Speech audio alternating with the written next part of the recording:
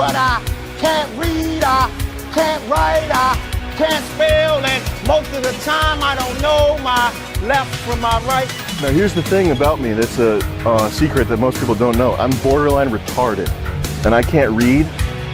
These books that you're recommending, Goethe, I would pick that up and I would be like, 10 minutes later, I'd be like, what's my favorite song? The ABCs? I think we're kind of getting off topic. Can you name 10 books? Keep going back to me. Can you? I just don't don't change. No. 10 books. You're changing the subject, actually. 10 books. You're changing the subject, okay, actually. 3 books. Okay. Well, the Game of Thrones series, not a book. Twilight series. It is a book. Dress your age. Carrying a school bag on stage. What are you doing with a school bag on stage? You can't even read.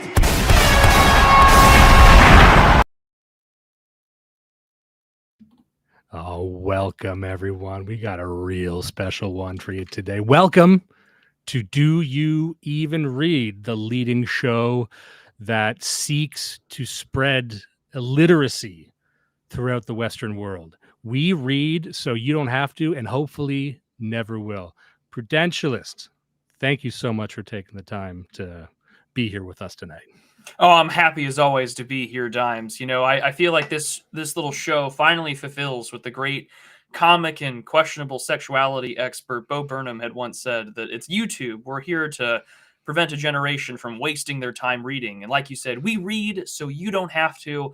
And as we remarked on previous episodes of the show, all those terrible books that people say that you need to read, all those things where they tell you about the awards for media literacy. Well, we're here to give you that little golden sticker and the blue ribbon that says you have read another book award. We're here to let you know that the only things that are worth reading are the things that get covered on this show. And for once, we are now going back in time to an era where Black Lives Matter was unfortunately way more relevant than it needed to be. And we're covering a book, thankfully, written by a white woman. So, Dimes, how have you been? How was your New Year's? How was your Christmas? First of all, we're handing out media literacy participation awards every fucking which away. I had a great Christmas. I had a tolerable New Year. And we were talking about this before. It's really funny that, you know, I'm married. I got a young child. And I don't drink. I quit drinking quite a few years ago. And so if you don't drink, I don't know what New Year's Eve is for. I don't know what you're supposed to do. It just seems like a silly thing. So I went to bed early, but I had fun. I had a shrimp ring, a cheese plate. And I think that's, other than the drinking, that's what the night's for. How about you? Well, I enjoyed a hefty evening of fireworks, a little bit of wine, and then I tuned in early, and because I had to go, I had church for New Year's Day for Feast of St. Basil the Great. So it was a good time nonetheless, and had a great old party at that time. Unfortunately, this season for me is always spread out in like 4 different directions. You and I were talking before the show, because everything's just like, well, one side of the family wants to do this, and then one side of the family wants to do that. So it's really like a whole month of Christmas. And that's fine. It's always fun to get in the festive holiday spirit. Then you have to put up with everyone's family drama. And I grew up as an army brat. So it's like, here's all these people that you haven't seen in like 25 years. And it's just like, oh, here we go. Got time to introduce myself every single year. But at least this time I have some interesting books and literature to talk about. So, oh, look who came down from his cave. Yeah, right. Except, you know, I haven't seen you in like 20 years. Fuck off. So Prude, I hear you're an e-celeb. Oh, no. Like the day that knows. happens is the day I'm truly doomed.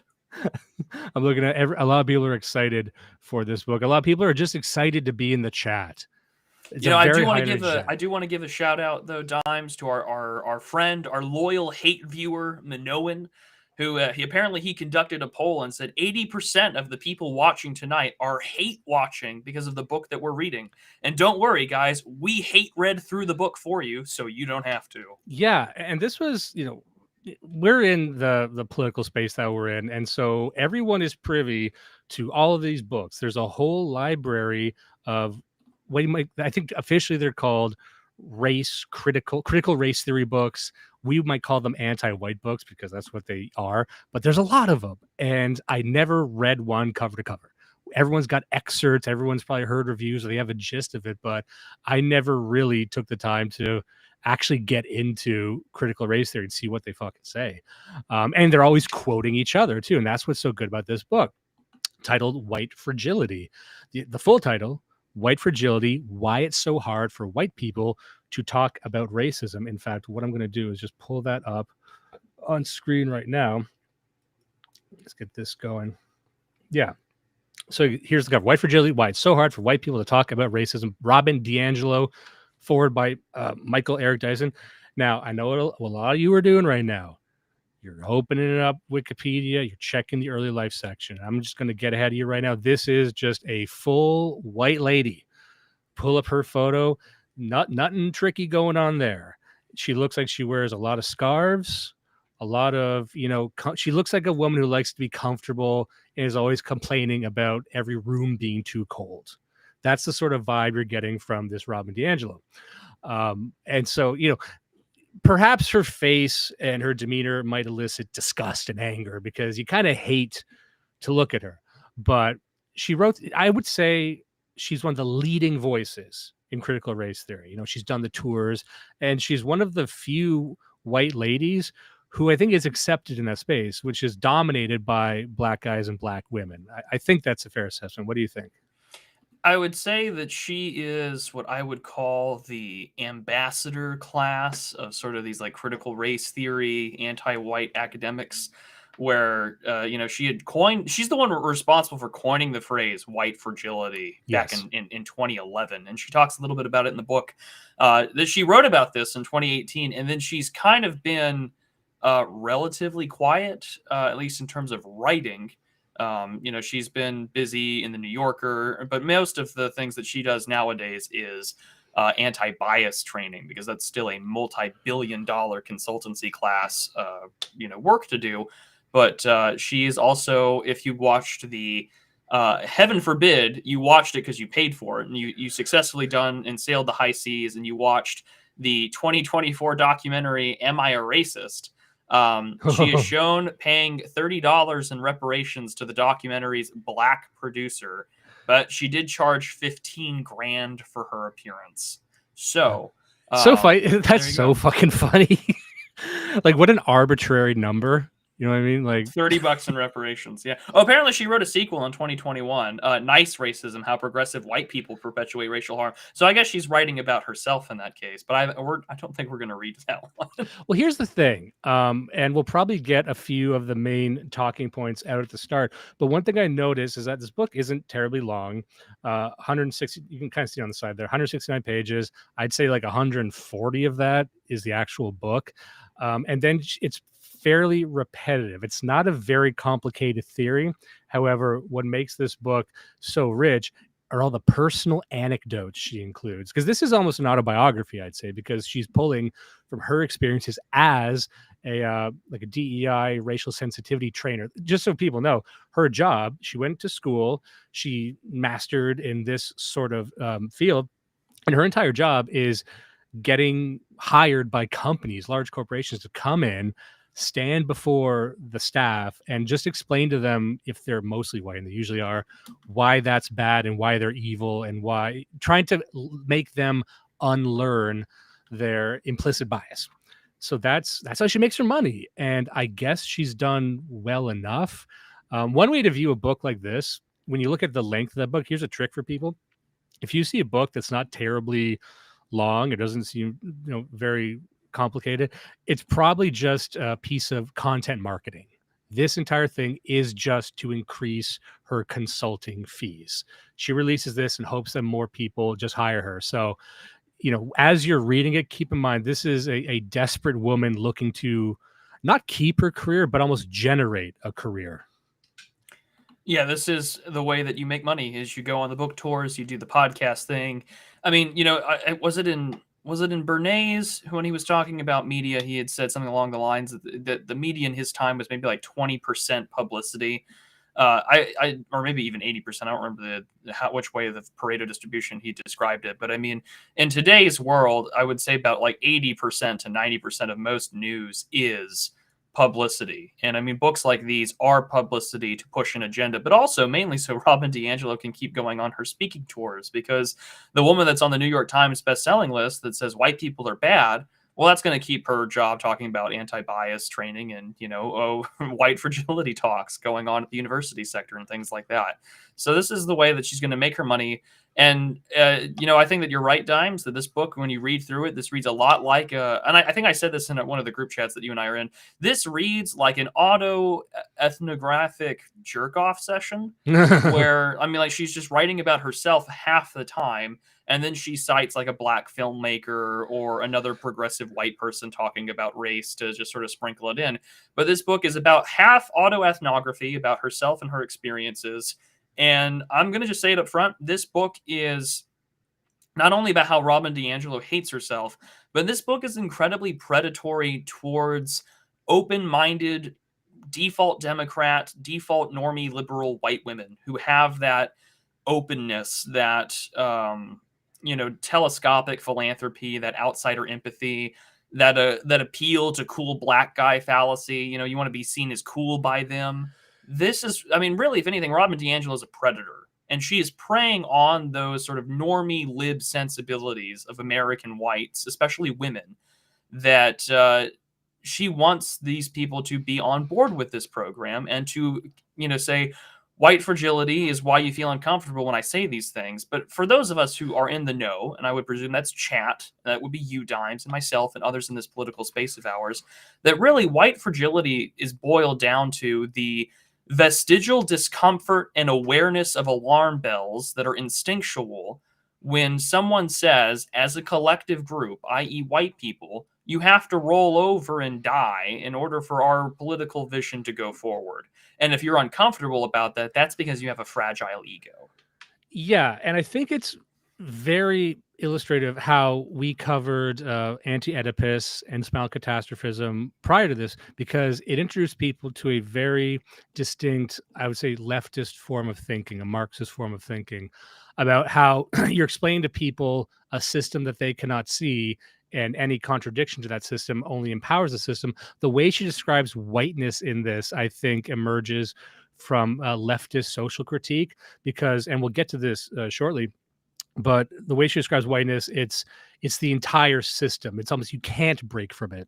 In fact, if you take everything she says and just kind of itemize it, it seems that the only way to ever defeat whiteness is for white people to kill themselves, because there's almost no way to step outside of it. In fact, and let me just preface it by saying this, I am not interested in making this like an anti-white woman thing. That would be very easy to say, like, oh, she said this or that because she's a white woman. And you can be forgiven for thinking that, because I might say some things during this that would give you that impression. But for example, just off the top of my head, I might call her a dumb bitch. Now, that's not because I'm anti-white woman. I don't want to just say this is because she's a white woman, especially because, as you had said, this entire book, the intended audience is white women. You only hear Trump or anyone who likes Trump brought up, I think, twice, only in passing. The rest of the book is dedicated with total vitriol towards like lib women and progressive women, not even men especially, but like people like her. And she sees them as the villains because they have made the mistake of thinking that they're better than the racist. Oh, no. They might be the most racist of all, according to Robin DiAngelo. So while, you could be mistaken for thinking I'm just making fun of her because she's a white woman, I'm actually trying to save white women because they're the primary target of this. I think they're the only ones who would read this and maybe be affected by it. Because like we said, so much of it is her sharing her specific experience in a language that I think is pretty female coded. It's very easy to be a guy and kind of laugh at the way she sort of weaves herself around these ideas. But I think she's hoping that white women, and a lot of the examples she gives are white women, they see this and feel guilty and just prostrate themselves before her. Yeah, and I think that that's a really important thing to look at here. So this is a book written by a white woman for a white woman, or for white women, that is explicitly about a political agenda that wants to erase any agency that white women have in sort of the racial collective that DiAngelo just identifies as white people. And she spends a large chunk of change in this book. And I mean, like Dimes had said, this is a short text. You can read this in one sitting for like maybe an hour or two tops. And you're going to walk away from it saying like, okay, Robin spends a lot of time playing these fun binary games. And the same way that you see a lot of normie cons on Twitter also play this game, which is about whole, individualism versus collectivism. And that, she looks at it, and there's a lot of moments in this book where you're thinking about Covey Theanon's famous little bit there, the woke are more correct than the mainstream. And you'll read it and you're like, wow, this book is kind of like the woke are more correct, because she'll talk about how we do look at things in sort of broad racial generalizations based upon statistics. And we do these things because the way to get out of that is that we use the Mott and Bailey of, oh, I'm an individual and I do X, Y, and Z. And, we can't do it. We can't, not all men, not all black people, not all whites, not all, insert racial category here. But, then she'll go straight up to just attacking you as a group writ large and saying, well, you need to be less fragile when I talk about this in general. You might be a nice person, but overall, aren't we all just a little bit evil? Yeah. And with that being said, maybe let me just give a quote so people can see what I'm saying here. Now, I don't want to spend too long on this section of it, the foreword by Michael Eric Dyson, but there was one quote that I think helps summarize it here. He says, race is a condition, a disease, a card, a plague, original sin. For much of American history, race has been black culture's issue, racism a black person's burden. Or substitute any person of color for black and you've got the same problem. Whiteness, however, has remained constant. In the equation of race, another metaphor for race beckons. Whiteness is the unchanging variable.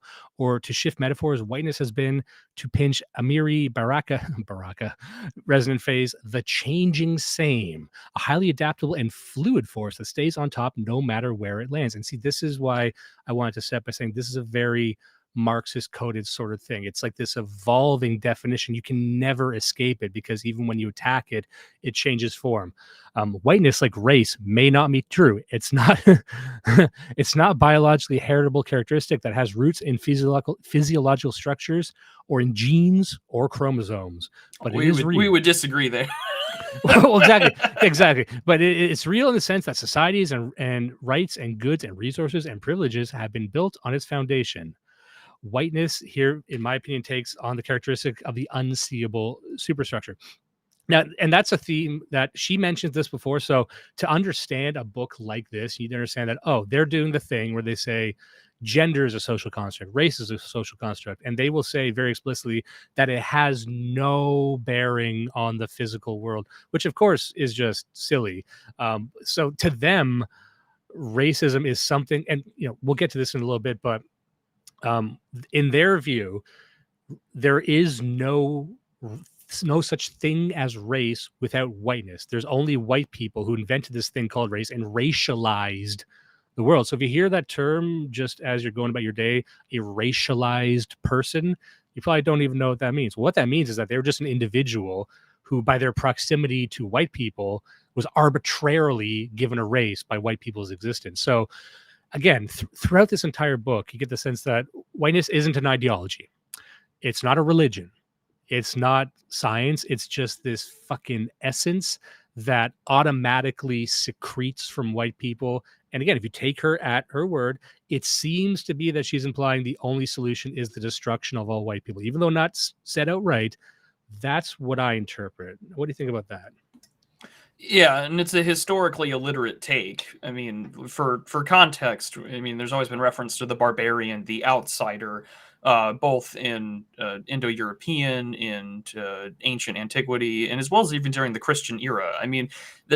In modern Byzantine history, in the height of its empire, and even later in its empire, there was very strict racial immigration policies that would kick out Syrians and other non-imperial citizens and subjects on racial categories alone. So, for this we're looking at this purely from the 20th century sort of Frank Boas clean slate thing, but also in the fact that, racism and race is a social construct developed by colonial Europeans. This is very anti-imperialist Marxist study. And that, really the only way to get rid of it is through the abolition of whiteness. So very Noel Ignatia, very, anti-white coded and very, of course, as you mentioned, very genocidal language. And what's interesting, and I'm going to make a statement here that a lot of people are probably going to push back on, but you'll see where I'm going with this. There is a way to read this book and believe that she's correct about a lot of things. Because within Robin DiAngelo's worldview, whiteness is the center of the world. white people are the main character. There's only people who exist in orbit around whiteness, passive, not even individualistic, but just sort of extensions of nature themselves. She casts whiteness, but European people, but whiteness writ large, as just the only agent of change, almost on a planetary level. So you could say that emerges from her position as a white woman, but it is funny. I even see some people in the chat agreeing, like, oh yeah, we're a planetary race, of course we're the main characters. So this was like when you were reading Spinal Catastrophism, if you were to actually, no, it was it was Anti-Oedipus, by them saying that nature and the universe itself is fascist. That sounds very attractive. If you are a fascist, you can be a fascist and like, yeah, awesome. I just disagree that you should do away with the universe. Similarly, you could be a card-carrying white nationalist, read this book and say, yeah, you're right. Everyone exists in our shadow. I like that. Let's keep doing that. So it's if I were black, I'm speculating here, if I was black, I would hate this book. I would not want to read this book. Or maybe I would. I don't know what types of shit they like to read. You know what I mean? But there's a lot that it gives the power to white people and only white people ever. Yeah, no, I think that's why she probably wrote the second book there, sort of criticizing progressives more so than anything. And I think you have to flesh it out in that respect. But she's looking at this, again, from a metaphysical lens, and not to mention just the one that fits the heuristic of what 20th century anti-imperialism and anti-racist literature is going to tell you. Yeah, and just to move on here, I'm looking at, if you want me to skip to a page, let me know. This is an interesting, just author's note. There's a lot of preamble to this, but just another thing I think certain people will read and agree with. She says, all progress we have made in the realm of civil rights has been accomplished through identity politics. Women's suffrage, the American with Disabilities Act, Title IX, federal recognition for same-sex marriage. A key issue in the 2016 presidential election was the white working class. These are all manifestations of identity politics. This book is unapologetically rooted in identity politics. I am white and I'm addressing a common white dynamic. I am mainly writing to a white audience. While I use the term us and we, I'm referring to the white collective. This usage may be jarring to a white reader because we are so rarely asked to think about ourselves or fellow whites in racial terms. I mean, I'll leave that up to the audience. Are you ever forced to view yourselves in racial terms in the 21st century? Throughout this book, I argue that racism is deeply complex and nuanced, and given this, we can never consider our learning to be complete or finished. Just that last line I love. We can never consider our learning to be complete or finished. There is no end goal. There is no end point. There's no victory condition to being white. It is a endless, limitless self-critique. It is the latest iteration of the therapeutic state, to psychoanalyze oneself until you're just an inert hunk of matter, just existing. Just imagine just a black woman yelling at you and you're shrinking into a corn cob forever. And the first thing that she mentions, right, the whole we don't think about ourselves this way, is because you don't really think about yourself when you're the majority. You're the default. You are, I mean, some people had mentioned it earlier that it's main character syndrome, right? Or something like that. Like, of course, this is how it's being addressed. But also it preys on the predatory aspect that I had mentioned earlier. Like, this is for, I'm white, written for whites. And we have to think of ourselves this way because there is, movements of non-white groups in America and other parts of the world that want to, have their power, have it over you. And we need to consider that in the way that the progressive lens wants you to. We have one comment here from Sean Schaefer directed to me. Grok said you were black. Now, this is breaking news. You're going to hear this first on Do You Even Read? That means I can say it. I'm going to say it. Before the end of this episode, I'm going to say it. What else we got here? Sounds. Robin wants us to bloodlet. Let whiteness ooze out, says Robert Powder. True. Now, we're going to get into her work here. Page 23. So In the early days of my work as what was then termed a diversity trainer, I was taken aback. There's so much of this. So this is such a perfect setup for the rest of the book. I was taken aback at how angry and defensive so many white people were at the suggestion that they're connected to racism in any way. The very idea that they would be required to attend a workshop on racism outraged them. They entered the room angry. They entered the room angry and made that feeling clear to us throughout the day as they slammed their notebooks on the table, refused to participate in exercises, and argued against any and all points. I couldn't understand their resentment or disinterest in learning more about such a complex and social dynamic as racism. Now, I just want to freeze on that. You could just sit back and imagine that. First of all, I love the fake confusion. Like, why don't people want to hear this? Why doesn't fucking Apple want me to show up 200 people, however many is in the room, and have me tell them they're racist? That's weird. Has there been a study on this? You know what I mean? But second of all, the theme of her entire career is her showing up to rooms and people are mad at her. That's her whole fucking life. I don't think there's been a single talk she's ever given where people weren't like spitting at her and slamming their books down or threatening or disagreeing with her. And so, you know, she's created this hell that she's living in where she's the least popular person in the room at any given time. And this is all in the introduction here, folks. Yeah. Oh, Sean Schaefer Dimes editing someone saying the N-word. I don't need to do that. I'm black. Grok said, what are you, like an anti-AI person now? So anti-white teacher. I think someone's doing a bit in the chat, and I appreciate this. No white people, whether majority or minority, see themselves as racialists and as the standard human. I'm going to like seeing where this character goes throughout. Well, I think he's also building off of what I was saying, because I mean, this is how Robin frames the whole thing: is that, well, whites don't ever look at themselves that way, and that whites have never looked at themselves that way, despite the fact that historically we've always made it about ourselves, because we've always I mean, even Teddy Roosevelt had made a very, very famous statement about democracy being like the greatest way for like the white race to survive and prosper on Earth. Well, also, it's as you're going through the book, she'll say that whites aren't used to talking about race. Like they're confused and bewildered by it. But then she'll say they're extremely sensitive to talking about race, which would imply that they're hearing about it all the time. You know what I mean? So she always tries to hold these incongruent ideas in either of her hand.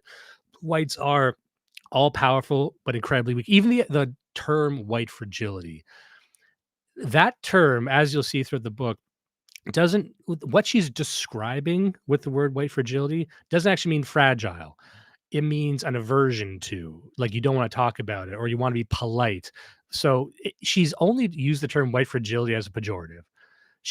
And she used the term white tears a lot. She says, white tears it's not what it sounds like. It's just to refer to, white women who get emotional when you accuse them of being evil racists. Like, you could call it anything else, but you like the idea of making white people, men and women, seem both weak and evil at the same time.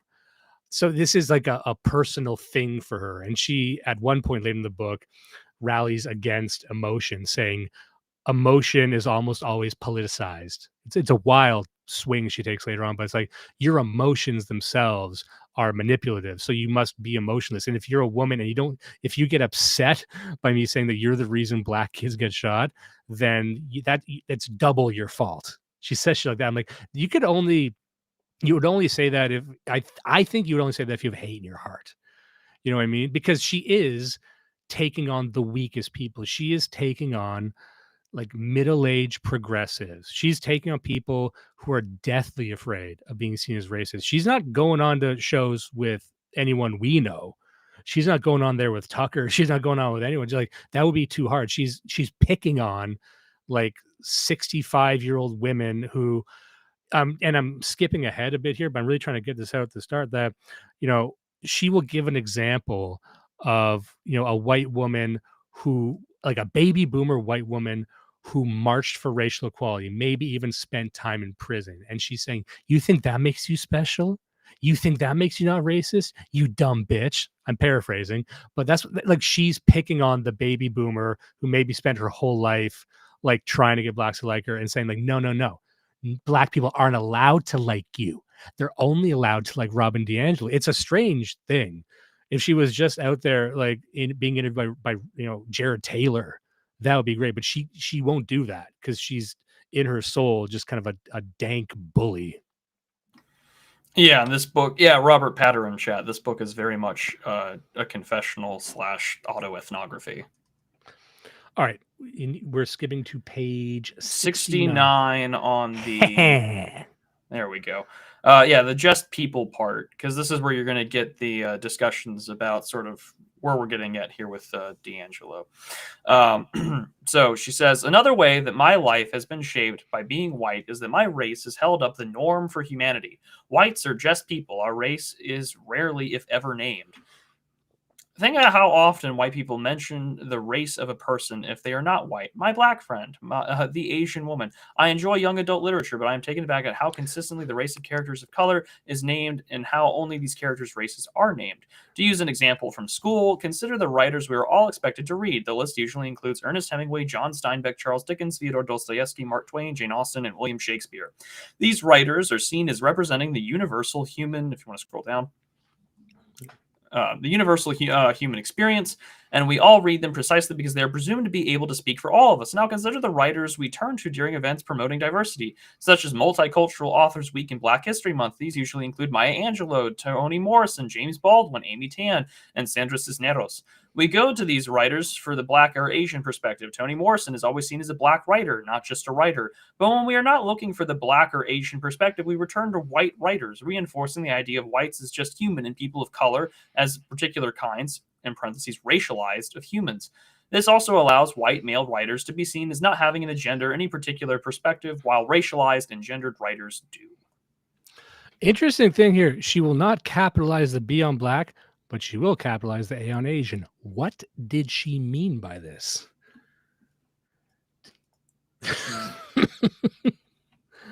Damn, Don Brown, I love her to hear this. This is the, I don't think anyone else has done coverage of this book like this, like really taking this seriously. Now, what do you think about her assessment here on the writers? This is something you'll hear if you're in academia right now. If you're in university, you're probably hearing this every single day. My claim would be that I'm not sure there are any Black writers of either fiction or nonfiction that don't center their Blackness. Like, I don't think you could ever read a Black fiction book and be surprised that a Black person wrote it. That might be a bit of a stretch, but I think that's true. What do you think? I would agree. And again, I think that the other thing to consider in this is that the default experience is going to be the default for the majority. And I mean, these things are only happening and particularly being mentioned as demographics change. Oh, we got a comment from Eskimos56. Guys, you should do an episode where you read Negroes in Negroland, available on Amazon, from 1868. It's maybe one of the funniest, most horrifying books of all time. I'm going to assume that could be fiction or nonfiction. Like, that could be like a Camp of the Saints type thing, or that could be a British guy went to Africa. And both of those books would actually sound pretty much the same. Now, I want to skip back here. We might skip ahead back and forth, but like I said, she repeats herself quite a bit. So she says, I began to see what I think of as the main pillars of whiteness, the unexamined beliefs that prop up our racial responses. I could see the power of belief that only bad people were racist, as well as how individualism allowed white people to exempt themselves from the forces of socialization. And that's just to put it in that, that's another theme of the book, that white people use individualism, or even just the concept of the individual, as a shield or as a strategy that no one else can utilize. And I don't think I'm being uncharitable here when I say that if you read this book, you would come away with the idea that non-whites are not capable of individualism. And that's one of those things that, like, if you were to read this from a far right perspective, you'd say, oh, I agree. Like, you would agree with that. In a sense, you kind of have to. Like, if I take her at her word, she's saying, oh, after all of my studying, after all my research and countless hours in rooms getting primary research, it turns out that only whites are individualistic. I guess I have to agree.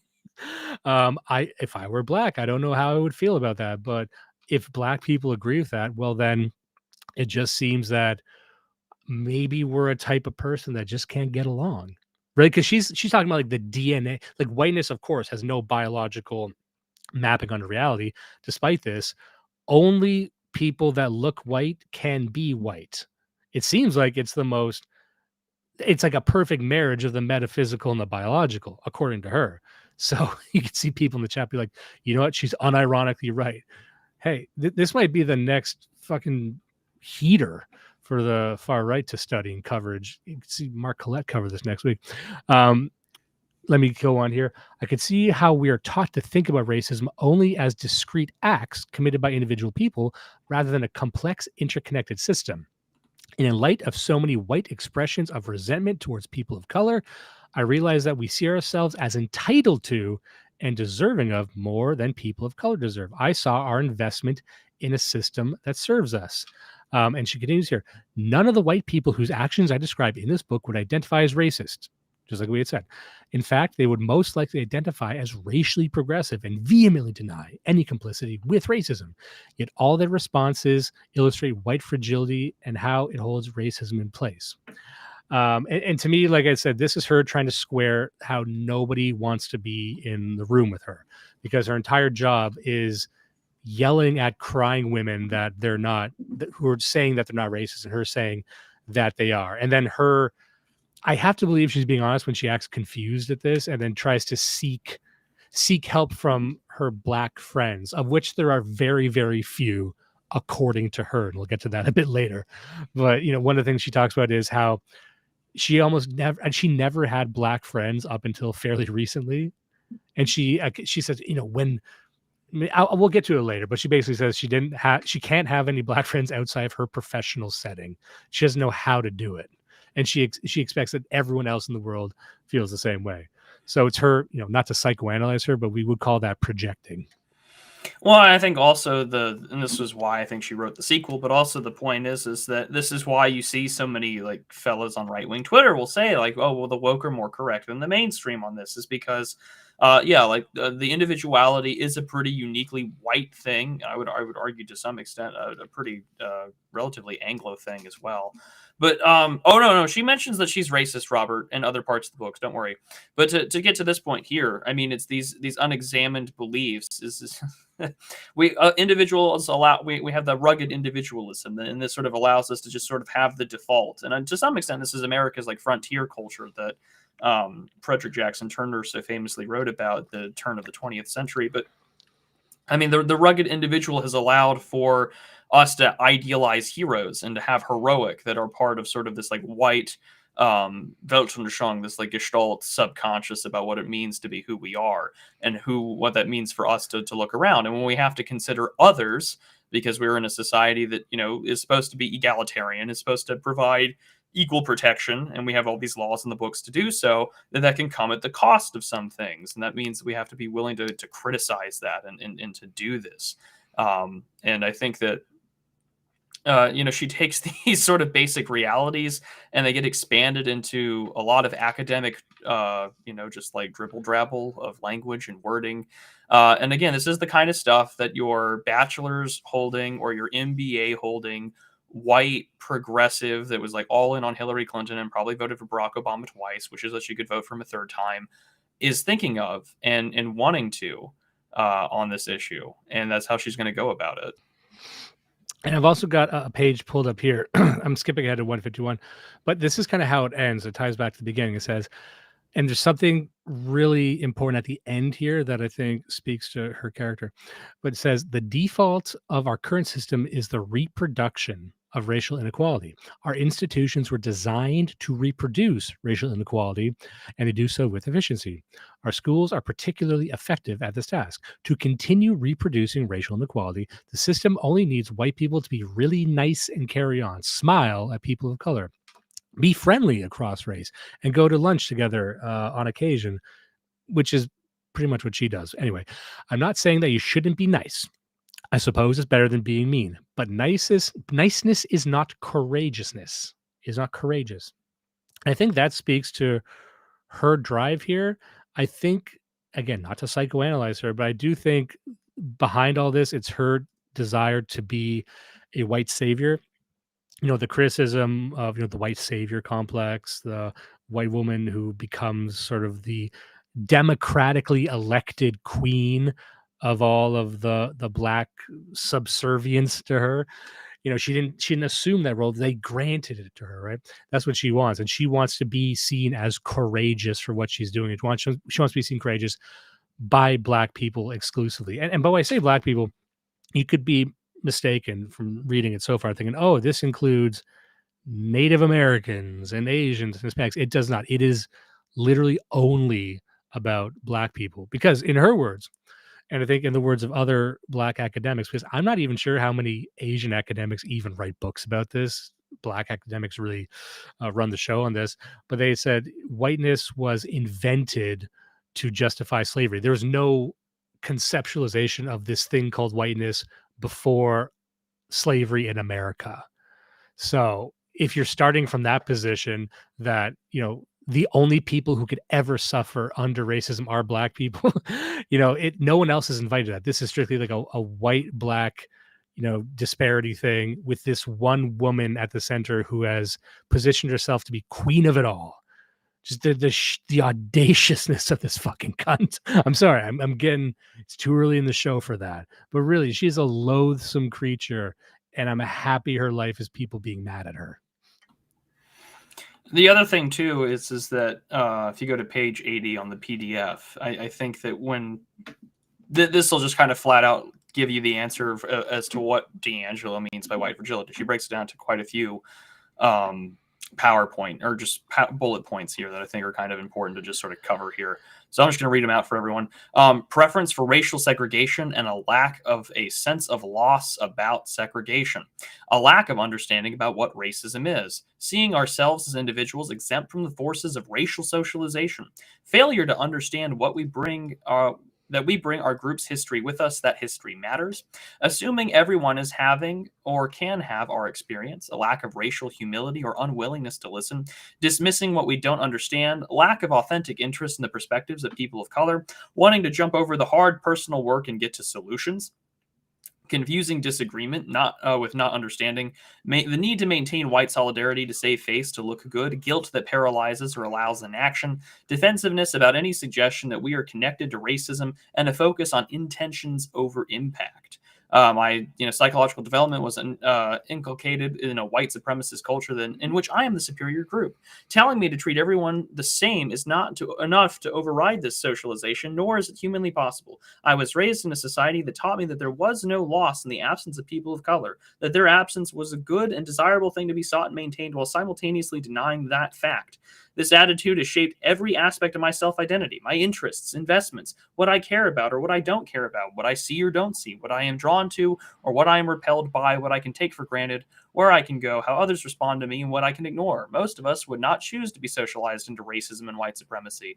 Unfortunately, we didn't have that choice. While there's variation in how these messages are conveyed and how much we internalize them, nothing could have exempted us from these messages completely. Now it is our responsibility to grapple with how the socialization manifests itself in our daily lives and how it shapes our responses when it is challenged.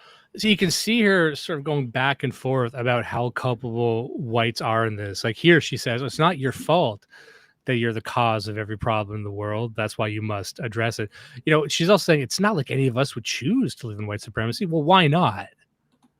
Why not? Actually, why not? Why wouldn't anyone choose to be in the supremacist position? And we'll get into what the supremacy actually means. It doesn't even mean having total tyrannical power over everyone.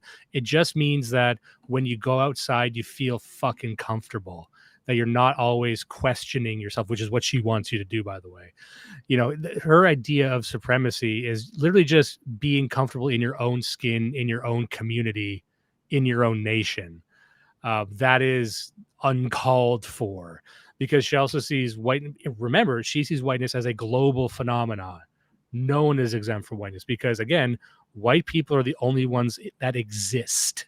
This has somehow impacted China. This has impacted Russia, and they're all united, even though blacks are the superstars of this. They're the only ones who can, stand against whites. You know, there's points in this book where a white person will say that, the Native Americans suffered worse than the blacks, and she'll like roll her eyes and say, so what caused you to say that? Is that because you're a stupid white bitch? Basically, she doesn't say that outright, but it's like anytime someone tries to poke holes in what she says with her own logic within her own frame of reference, she'll just turn it back to them like, oh, so I guess white bitch says what?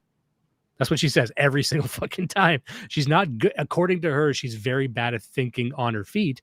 And she can always fall back on like, I see you're not trying to deconstruct your identity. That means you're not doing the work. Because, the people will ask, well, what does she want from people? She's very clear on it in the end. And we'll get to that explicitly in a second. But what she says is that in her world, the only way you must surround yourself by black people who are just criticizing you constantly, and you smile and nod and say, yep, I'll work on that. Which is ironic because she had said that smiling and nodding is the most passive and worst thing you can do. Her prescription is to smile and nod and internalize it. And I guess they're supposed to trust that you're doing it. Both of these responses to black criticism are outwardly the same and pretty much inwardly the same as well. Because they're both, she's a white lady, and so everything is just politeness and going, yep, I hear you, I understand you, I will action that, and I wrote as per my email to myself. Like everything is passive aggressive with her. I think the other thing, though, to really sort of look at it, to get this sort of point of view out of the way, or to at least acknowledge it, right, is that basic in-group preferences and being challenged on in-group preferences, which are already all people have them. Some have them more than others, and there is a multitude of literature that we can all point to that says that whites in America have the lowest tendency for in-group preferences as it is. And I think that has been culturally as well as legally browbeaten out of whites. And also to keep in mind that because things are considered the default, and that whites consider themselves sort of the default humans in this perspective, that we, they'll let it be when the law changes. I mean, whether it be through integration, yes, there was violent resistance to it, but also once the National Guard got legalized, a lot of people just went back at gunpoint and didn't try to do any actual form of insurrection or firing upon federalized troops. And in the same time that's all changed. And yes, people want to live in nice neighborhoods. People want to live in areas where, again, this is why I think that the multiracial whiteness thing out of 2020, and now that we've seen in 2024 with the presidential election results, is particularly interesting. Because when things tend to improve for whites in America, there's going to be these pocketbook issues that people want to vote on. There are parts of Texas and the Rio Grande Valley that have never voted Republican before until Trump in 2020 and 2024 in overwhelming amounts. And that's indicative to talk about issues like immigration, because there's the immigration aspect about, well, we want to be the last ones off the boat and to close kick the plank into the ocean behind us after we get on board and something like that. Those are attitudes that are going to get pressed on here, because in America, the American dream has been the expected default to be white. And she mentions this at the beginning when she talks about like the Italians or the Irish and things like that. Well, we used to be that way. And then she references White Shift by Kaufman. And then she mentions, I think, how like the Italians and Irish became white and so on. And even then, right, like because we've had more immigration, new groups kind of associate with the older that have already been there to do so. And these things don't really get mentioned in this book at all, but it does illustrate that from the progressive side of things, what DiAngelo is hampering on, there are some truths to this text. I don't think we can walk away from it saying like she's a complete idiot or anything like that, but she's also looking at it in a way of, well, how do we accept the fact that these things need to go away, that these things need to change? I think you had made a point at the start there that this is sort of like the last gasp, like it's an ugly last gasp. This type of person would have in decades past tried to deny things like, let's just say, interracial crime statistics, FBI crime statistics. We all know what they are. We all know the stats. We all know the data. A younger DiAngelo would deny that, but they can no longer deny that. There's a lot of shit libby mythologies that they tried to get away with maybe 20, 30 years ago that they no longer can. They can no longer claim that everyone's the same. They used to say black people and white people are basically the same. No, now they have to rely on, yes, we are we're so different, we can never get along. That's what this book says. White people and black people can never fucking get along. That's the headline. And if I went back to the 90s and say, like, if I told them that this book existed, they'd say, oh, well, so is that published by the National Alliance? Like, who's putting that book out? No. It's a PhD white lady saying that blacks and whites can't fucking live together. Her solution to that problem is that whites should just kill themselves. So we're actually, her and a lot of the Wignats and a lot of the race realists, the Jared Taylors, they actually start from the exact same premise. They just have a different solution to the problem.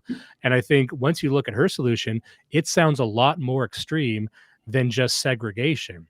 I think suicide is a lot uglier than just segregation. And we're trying to play it very safe on this episode for YouTube, but I just think that's a statement of fact everyone can agree with. I'm on page 31 right here. I want to get to more of her anecdotes from her life, right? Yeah. Looking at page 31, she says, for example, I recently gave a talk to a group of about 200 employees. Just imagine that. Imagine the size of that room. I'm imagining like an auditorium, right? There are no more than 5 people of color in their organization. And of these 5, only 2 were African-American. Hey, tell me, where can I send my resume? Over and over, I emphasize the importance of white people having racial humility and not exempting ourselves from the unavoidable dynamics of racism. As soon as I was done speaking, a line of white people formed, ostensibly to ask me questions, but more typically to reiterate the same opinions on race they held when they had entered the room. The first in line was a white man who explained that he was Italian American and that Italians were once considered black and discriminated against. So I think that white people experience racism too. That he could be in the overwhelmingly white room of coworkers and exempt himself from an examination of his whiteness because Italians were once discriminated against, and you shouldn't have stopped doing that, by the way, is an all too common example of individualism. Setting aside your sense of uniqueness is a critical skill that will allow you to the big picture of a society in which we live. Individualism will not. You know, it's interesting. I know there's some people in the chat who are denouncing individualism.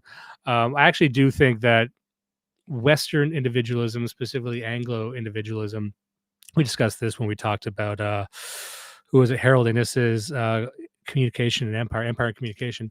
You know, individualism arises from a literate mind, and it is the illiterate mind, the tribal mind, the oral culture mind that is more subsumed within itself. It's more interconnected. There is no individuality in that sort of tribe, the oral tribe, the savage tribe, one might call it. So while we can say that individualism has led us down a dark and twisted path into social atomization, you know, I don't think you can remove that from the DNA of Westerners or white people. And that is in fact what she's trying to do. She's trying to say, I want you to remove your inwardness. I want you to remove your distinctness. I want you to not only imagine yourself as part of your group, but my definition of your group. See, and that's the interesting thing that she has to do. It's a little sleight of hand. Like, I need you, person who hates being racist, to think of yourself as just a white person, and then stop. Then I'm going to shepherd you over here into my definition of whiteness. But if you stop her from doing that, you're like, white man, think of yourself as a white man, and just get her to shut up. Now you've just jailbroken the lib mind from not even individualism, but just broken them into sort of a racial solidarity. So it's whether or not she's effective at doing that. And I don't think she is. I think there's a case to be made that if you put her in front of more people, you might leave with more racists. What do you think about that? I think, and again, I think that when you're talking about, say, the individualist, I think the Ennis claim that you make is accurate, just because of how we've talked about that. I think that there is this emphasis on stories, and I think a lot of it does have to do with America's history of the frontier, especially because what emerges out of the frontier are these stories that are heavily based on just like sort of heroic, rugged individualism. And I mentioned Frederick Jackson Turner earlier, but I mean, like, you read what Frederick Jackson Turner is saying, and it's just like, you will lose your Germanic attitude, or the germ of the Teutonic. You'll put on the Indian moccasin and you'll like brave the frontier. And if you can endure with your family or yourself, you become like an individual American. You know, there's this root in there in sort of the American colonial expansionist history that has that individualism. But at the same time, even then, in America's history of expansion, there was always still an undertone of a broad collective identity. It hasn't been until after 1965, especially in the midst of the Civil Rights Act, where that sort of greater public consciousness of a sort of like a white racial collective is sort of browbeaten down for the sake of things like, equal rights, Civil Rights Act, the due process and the 14th Amendment aspect of the Constitution being used to legislate every form of civil rights cases imaginable. So it's not like DiAngelo is wrong in saying like there is a greater collective substrata in the white consciousness that is there. But in this instance, I think that it's also important to look at the fact that, for everyone else, there's the celebration parallax. One side can openly relish and enjoy this and talk about what they're, happy to be a part of. But then at the same time, that kind of, dare I say, pride cannot be, multilaterally and universally experienced through all groups. I don't know. Do we want to argue with the chat? Is that something we want to do? I don't. Let me just say, just to Jake, DiAngelo is the closest thing to an anti-racist. No, she wants to be queen of the black people. If you can't tell that, well, then maybe you deserve her. So we're going to skip ahead here. There's a lot of people taking exception to our discussion of individualism, but maybe we save that for another time. We're looking at page 33 here, and we're going to get more deep into the theory itself. The idea of race as a biological construct makes it easy to believe that many of the divisions we see in society are natural, but race, like gender, is socially constructed. The differences we see with our eyes, differences such as hair texture and eye color, she is, of course, referring to nappy hair and dark as midnight irises. The differences are superficial and emerge as adaptations to geography. Then you would say, well, Robin, why do they persist across different geographies? Then she'd say, well, because of intermarrying. Well, it sounds like there's a biological relationship there. And then she would just say, well, you're probably just saying that because you're white. Moving on, under the skin, there's no true biological race. Don't know about that because we have ancestry tests, but whatever. The external characteristics that we use to define race are unreliable indicators of genetic variation between any two people. She's almost making the case that, you really can't tell the difference between a black person and a white person like side by side. If you squint, if you're Chinese, you can't even tell the difference. As Ta-Nehisi Coates states, and this is interesting. I like it when she quotes other Black intellectuals on this topic because you can kind of get a good sampling of where she's getting these ideas from. And so many of them simply make no sense. It says, but race is the child of racism, not the father. He means that we first exploited peoples for the resources, not according to how they looked. Exploitation came first, then the ideology of unequal races to justify the exploitation followed. And this is one of those great moments in the book that you wonder, oh, is there a footnote here? Because there's quite a few footnotes in this. There's a lot of citations, works cited. And you'll notice that some of the biggest claims she has, there's no real work cited for that by saying that, it's completely random that the slaves were black. It could have been white people. We just didn't know. We couldn't even tell the difference. It just, by happenstance, turned out to be black people instead of Asians, instead of Hispanic. There was literally no other reason why West African, sub-Saharan slaves would be chosen on anything other than, just happenstance, right? Here's another quote. Similarly, historian Ibram Kendi, in his National Book Award-winning work Stamped from the Beginning, explains the beneficiaries of slavery, segregation, and mass incarceration have produced racist ideas of black people being best suited or deserving of the confines of slavery, segregation, or the jail cell. Consumers of these racist ideas have been led to believe that there's something wrong with black people, not the policies that have enslaved, oppressed, and confined so many black people. One thing you notice about black people is that they see no difference between slavery, segregation, and being in prison. They think those are actually all the same thing. Segregation, of course, simply meaning that you're not allowed to be, you're not owed the proximity of white people. That to them is a jail cell. Only being forced to hang around black people might as well be prison to them, according to the best and brightest of the black community. Let me see here. Kendi goes on to argue that if we truly believe that all humans are equal, then disparity in condition can only be the result of systematic discrimination. And there it is, and this is what they believe, where they're confronted with the problem. Why is there such a disparity in Black behavior, Black outcomes, test scores, whatever? They need to believe that it's just random white racism. They will not entertain any other explanation. And throughout the book, she talks about that. Like Black people are owed. She'll once say that Black people are owed white schools, but it's also unfair that Black people were made to go to white schools. So there is no solution to this problem that she will even permit. But just to circle back to what they were saying there, it's that, whiteness is the cause of all these problems.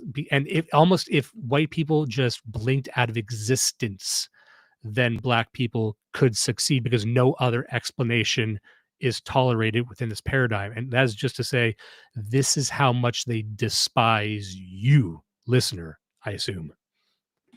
Well, I think the other thing to also look at in what you've sort of outlined here is that, you can't touch on, even if you subconsciously or you allude to it with respect to, say, human biodiversity. That's a whole other can of worms that she kind of does. She kicks the can down the road, so to speak, while also acknowledging it.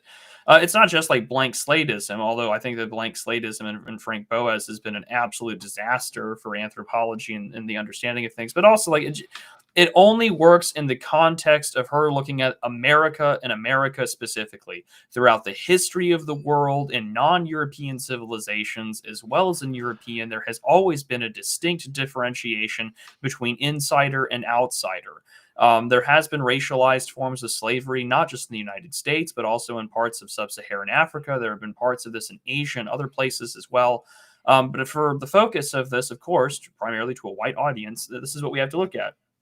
And it's framed specifically for that intention.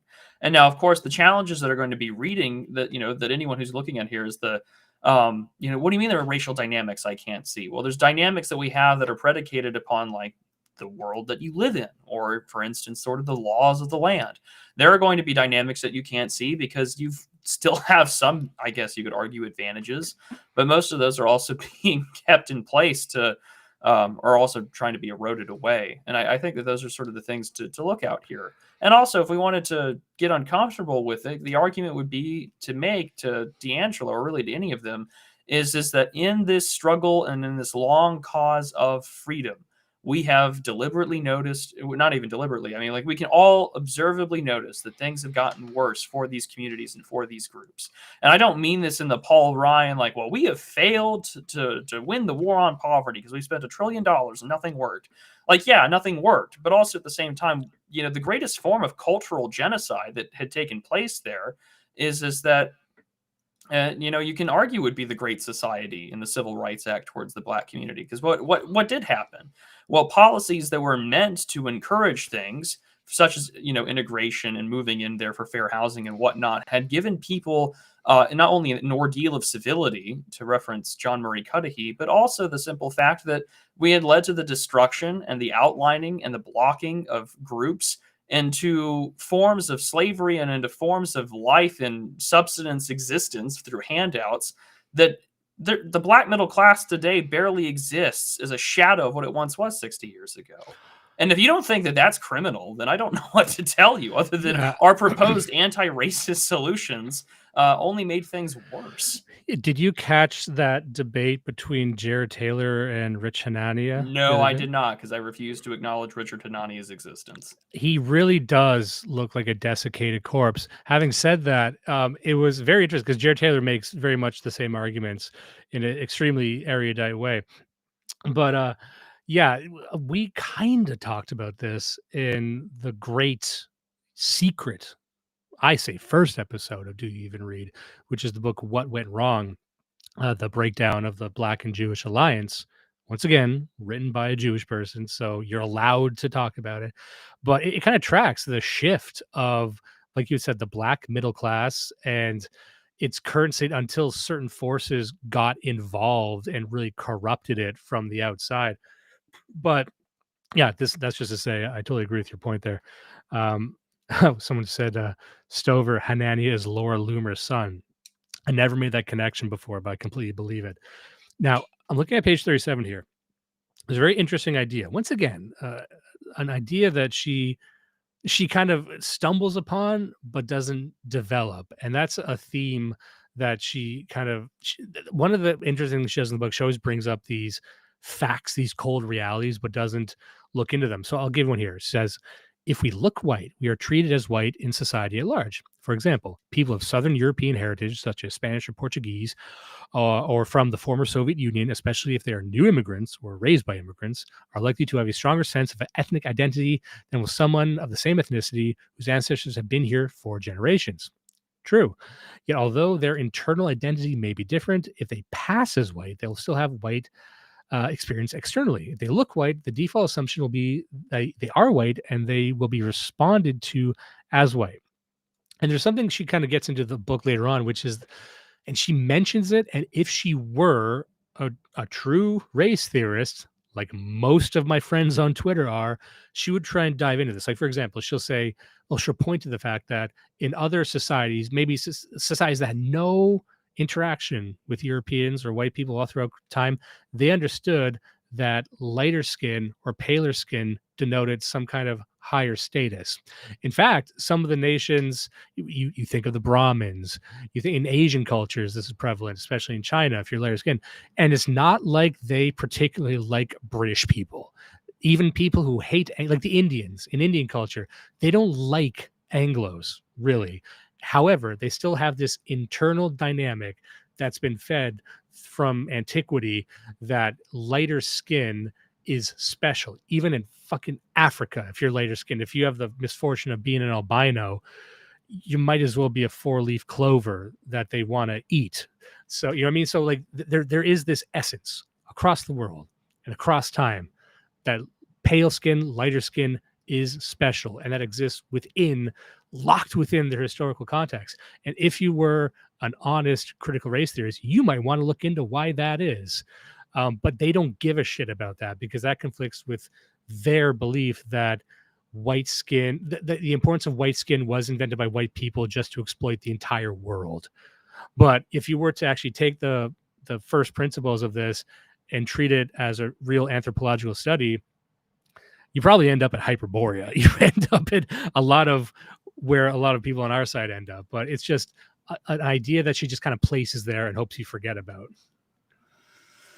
I think the other thing to also sort of look at in this respect is going to be just the clash of, the ways in which different groups view the world, right? And I mean, for a country like the United States, which is, I feel sometimes it behooves to remind the audience as well as ourselves when people talk about, right now, the big talking stuff on Twitter is about Britain, and with good reason, but also that like Britain per capita is much whiter than the United States is per capita. And so, even then, historically, America's like politics, its defaults, its laws, its traditions, its music, its popular culture, its mediums have been, historically white, and probably still will be for several decades to come, just because that has been the default superstructure that is laid down in the foundation of this country from its first Immigration Act to the people who moved here, et cetera, et cetera. And so these worldviews do clash, and we see it all the time. But we've sort of made it acceptable in the state of not wanting to be seen as racist, because that has been very, and still is to this day, something that can and will get you canceled, and something that can and will have certain groups that have like, arrows pointing down their profile picture, like they're part of Antifa trying to hound you down and ruin your life. Now, I'm glad that we read the book, in part because I think it's important to understand how these people think. But secondly, that, yeah, these clash of worldviews exist. They're always going to exist because people historically don't ever get along the closer and closer they live to one another. To reference Marshall McLuhan, when they were talking about a lot of the political stuff in the 1970s with respects to Quebec, there was this great interview he had done, I think it was like 1979, where they were like, well, Dr. McLuhan, you had talked about this global village. And he's like, well, what did you think that meant? The more we are aware of each other, the more we don't like each other. And that's going to be the case here. It's just that, well, if we offer ourselves these teachable moments and we can somehow get along, then we can make this a possibility for a multicultural coexistence to get well and to manage and to do well together. we know that that doesn't really work in terms of a great kumbaya, because there's limited resources. People want what they want for themselves. And as we know through every election, especially in places like New York City, like San Francisco and Dallas and the rest, that it's about what can you give for me? Those patronage systems try to go on. And for the people that they view as sort of the bourgeoisie, these sort of enriched, wealthy, landed gentry classes, that means you have to play nice with us in a way where you're more docile and more open to these quote unquote teachable moments. Otherwise, things will be bad for you in the future. And when she references people in this book, like she references James Baldwin, and I'm trying to remember what specific text that she is referencing. She references the Fire Next Time, which is basically James Baldwin saying, like, listen, you know, like, we need to find a way to get along. Otherwise, like, you guys might end up like Dresden next time. And that's the fire that comes. And I mean, clearly that's a threat. And that's sort of the language that we have to deal with here. So, like, confront and get along with this system, even though you hate going to these anti-diversity things, or the velvet, you know, glove with the iron gun or the knife will come for you next. I just want to point to a comment here. Whiteness does not equal white skin. Yes, not acutely, but it's actually on the periphery of the phenomena that we're discussing. That when you, for example, when you say the global South, what do you imagine? It's dark-skinned people. It's shorthand for dark-skinned people. And white people, I think generally, and this is something Robin DiAngelo would probably agree with, and other people will be that, you know, Asians have proximal whiteness. Yes, they're not white, but if compared to a black person or a very dark-skinned Aztec type, they would probably see the lighter skin as something more that they could deal with. And when black people remark on that, well, that is actually true. They're not just schizophrenic. They're not making stuff up. That is true. So there is some kind of spectrum of whiteness that doesn't make you technically that. However, we do sort rank based on there's more of an essence there, right? And to the people said that, oh, darker skin meant you worked in the field. Yes, but it's if you take a person with darker skin who's born with darker skin and never let them out in the sun, I got shocking news for you motherfuckers. They still have darker skin. What the darker skin indicates is that this person is from a caste that across generations are field workers. It's not just a fucking tan. Get it straight. So within these cultures, someone who has lighter skin isn't just someone who's never stepped outside or never stepped in the fucking field. It means that they have light skin because their entire bloodline is set apart. Now, it might be that they were once conquerors. Maybe it's that they had spent 7 generations not standing outside and then they adapted to it. However, it means you're special. So white skin equals special, even within historical, cultural context that had no direct interaction with Europeans. So if you are a student of what is this phenomena, this global phenomena called whiteness, that would be an area of study, saying that, sure, it is a global phenomenon, but you actually can't necessarily blame that on white people, because that is what she's trying to do. That the only reason, she outright says this, that the only reason that people find white European features attractive is because of white propaganda. Whereas I would say maybe they're just more attractive. And maybe everyone on earth is in agreement on that. Maybe 0 people on earth think someone like Lizzo, even if she were skinny, is attractive. And you need to reckon with that. It's not because of white fucking brainwashing. It's not because of NATO. It's not because of something that happened in the 1930s or whatever fucking horseshit she's dredging up. It's actually, that makes race more real. It's not just a trick or a spell that we cast on the world. So, well, and this is why I think the spectrum thing is particularly important, because I think that both DiAngelo as well as you, Dimes, could agree to the fact that race is real, but also that there is a spectrum and based on enculturation. I mean, like, you'll see this all the time in certain, like, because if you live in the United States, that you know that there are certain like middle class blacks and upper middle class blacks that get called all the time as acting white, because they don't, you know, they don't act as if they're part of the perceived stereotypes of a specific culture, or they get attacked because they have interests that are perceived as white. And we see this, of course, when we mentioned earlier, too, in both in chat, but also on this discussion, the sort of multiracial whiteness thing is that there is sort of this shift to want to go with the side that seems to be the one that has a say at the table or wants to be part of the coalition that's winning. And right now in America, as I think DiAngelo to what's his name? Moore, the film director from Bowling from Columbine, Michael Moore. He talked about it too after why Trump won is because like, white Rust Belt people and the quote unquote working class, they finally exerted some political forces, because there were also, not to mention, a lot of overlaps between white voters on economic issues, about 15 to 20%, who were Bernie Sanders supporters in the 2016 election, who voted for Trump in 2016 after he lost the Democratic primary. Like, there are these things that indicate that, like, yes, there is racial category, but then there is also sort of like these standards of enculturation that come down on it. And we saw this also throughout sort of the BLM, like, high era of Black Lives Matter, where, like, I think it was like the National Smithsonian Institute had a whole thing on like what is white culture. And there were things that you and I, Dimes, would agree with, like just we like individual results. We expect to be on time. There's sort of that Protestant work ethic in America. They come from certain locations. They're punctual. Da da da da da. And these are things that we would say, like, yeah, that's pretty much what it means to be white, right? In terms of expectations in society for culture.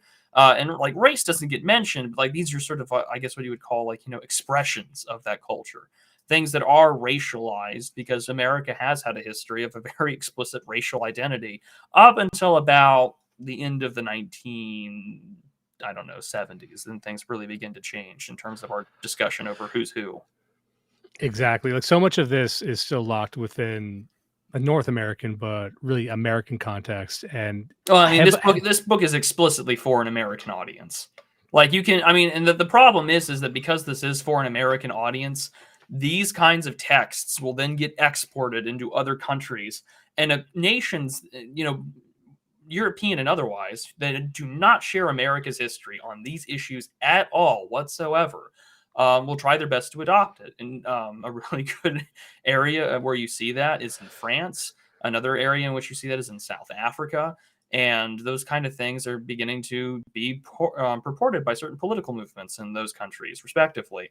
And I think that the way that you look at that is that you're witnessing, it's very specific niche case. I can't even call it a niche case because it's America. Our greatest export is our cultural battles. And those go everywhere. And that's how it's going to be. And that has some very unfortunate consequences for the domestic politics of other nations. Actually, I have a part here I wanted to get your opinion on. I don't have the page number in front of me, so I'm just going to read it.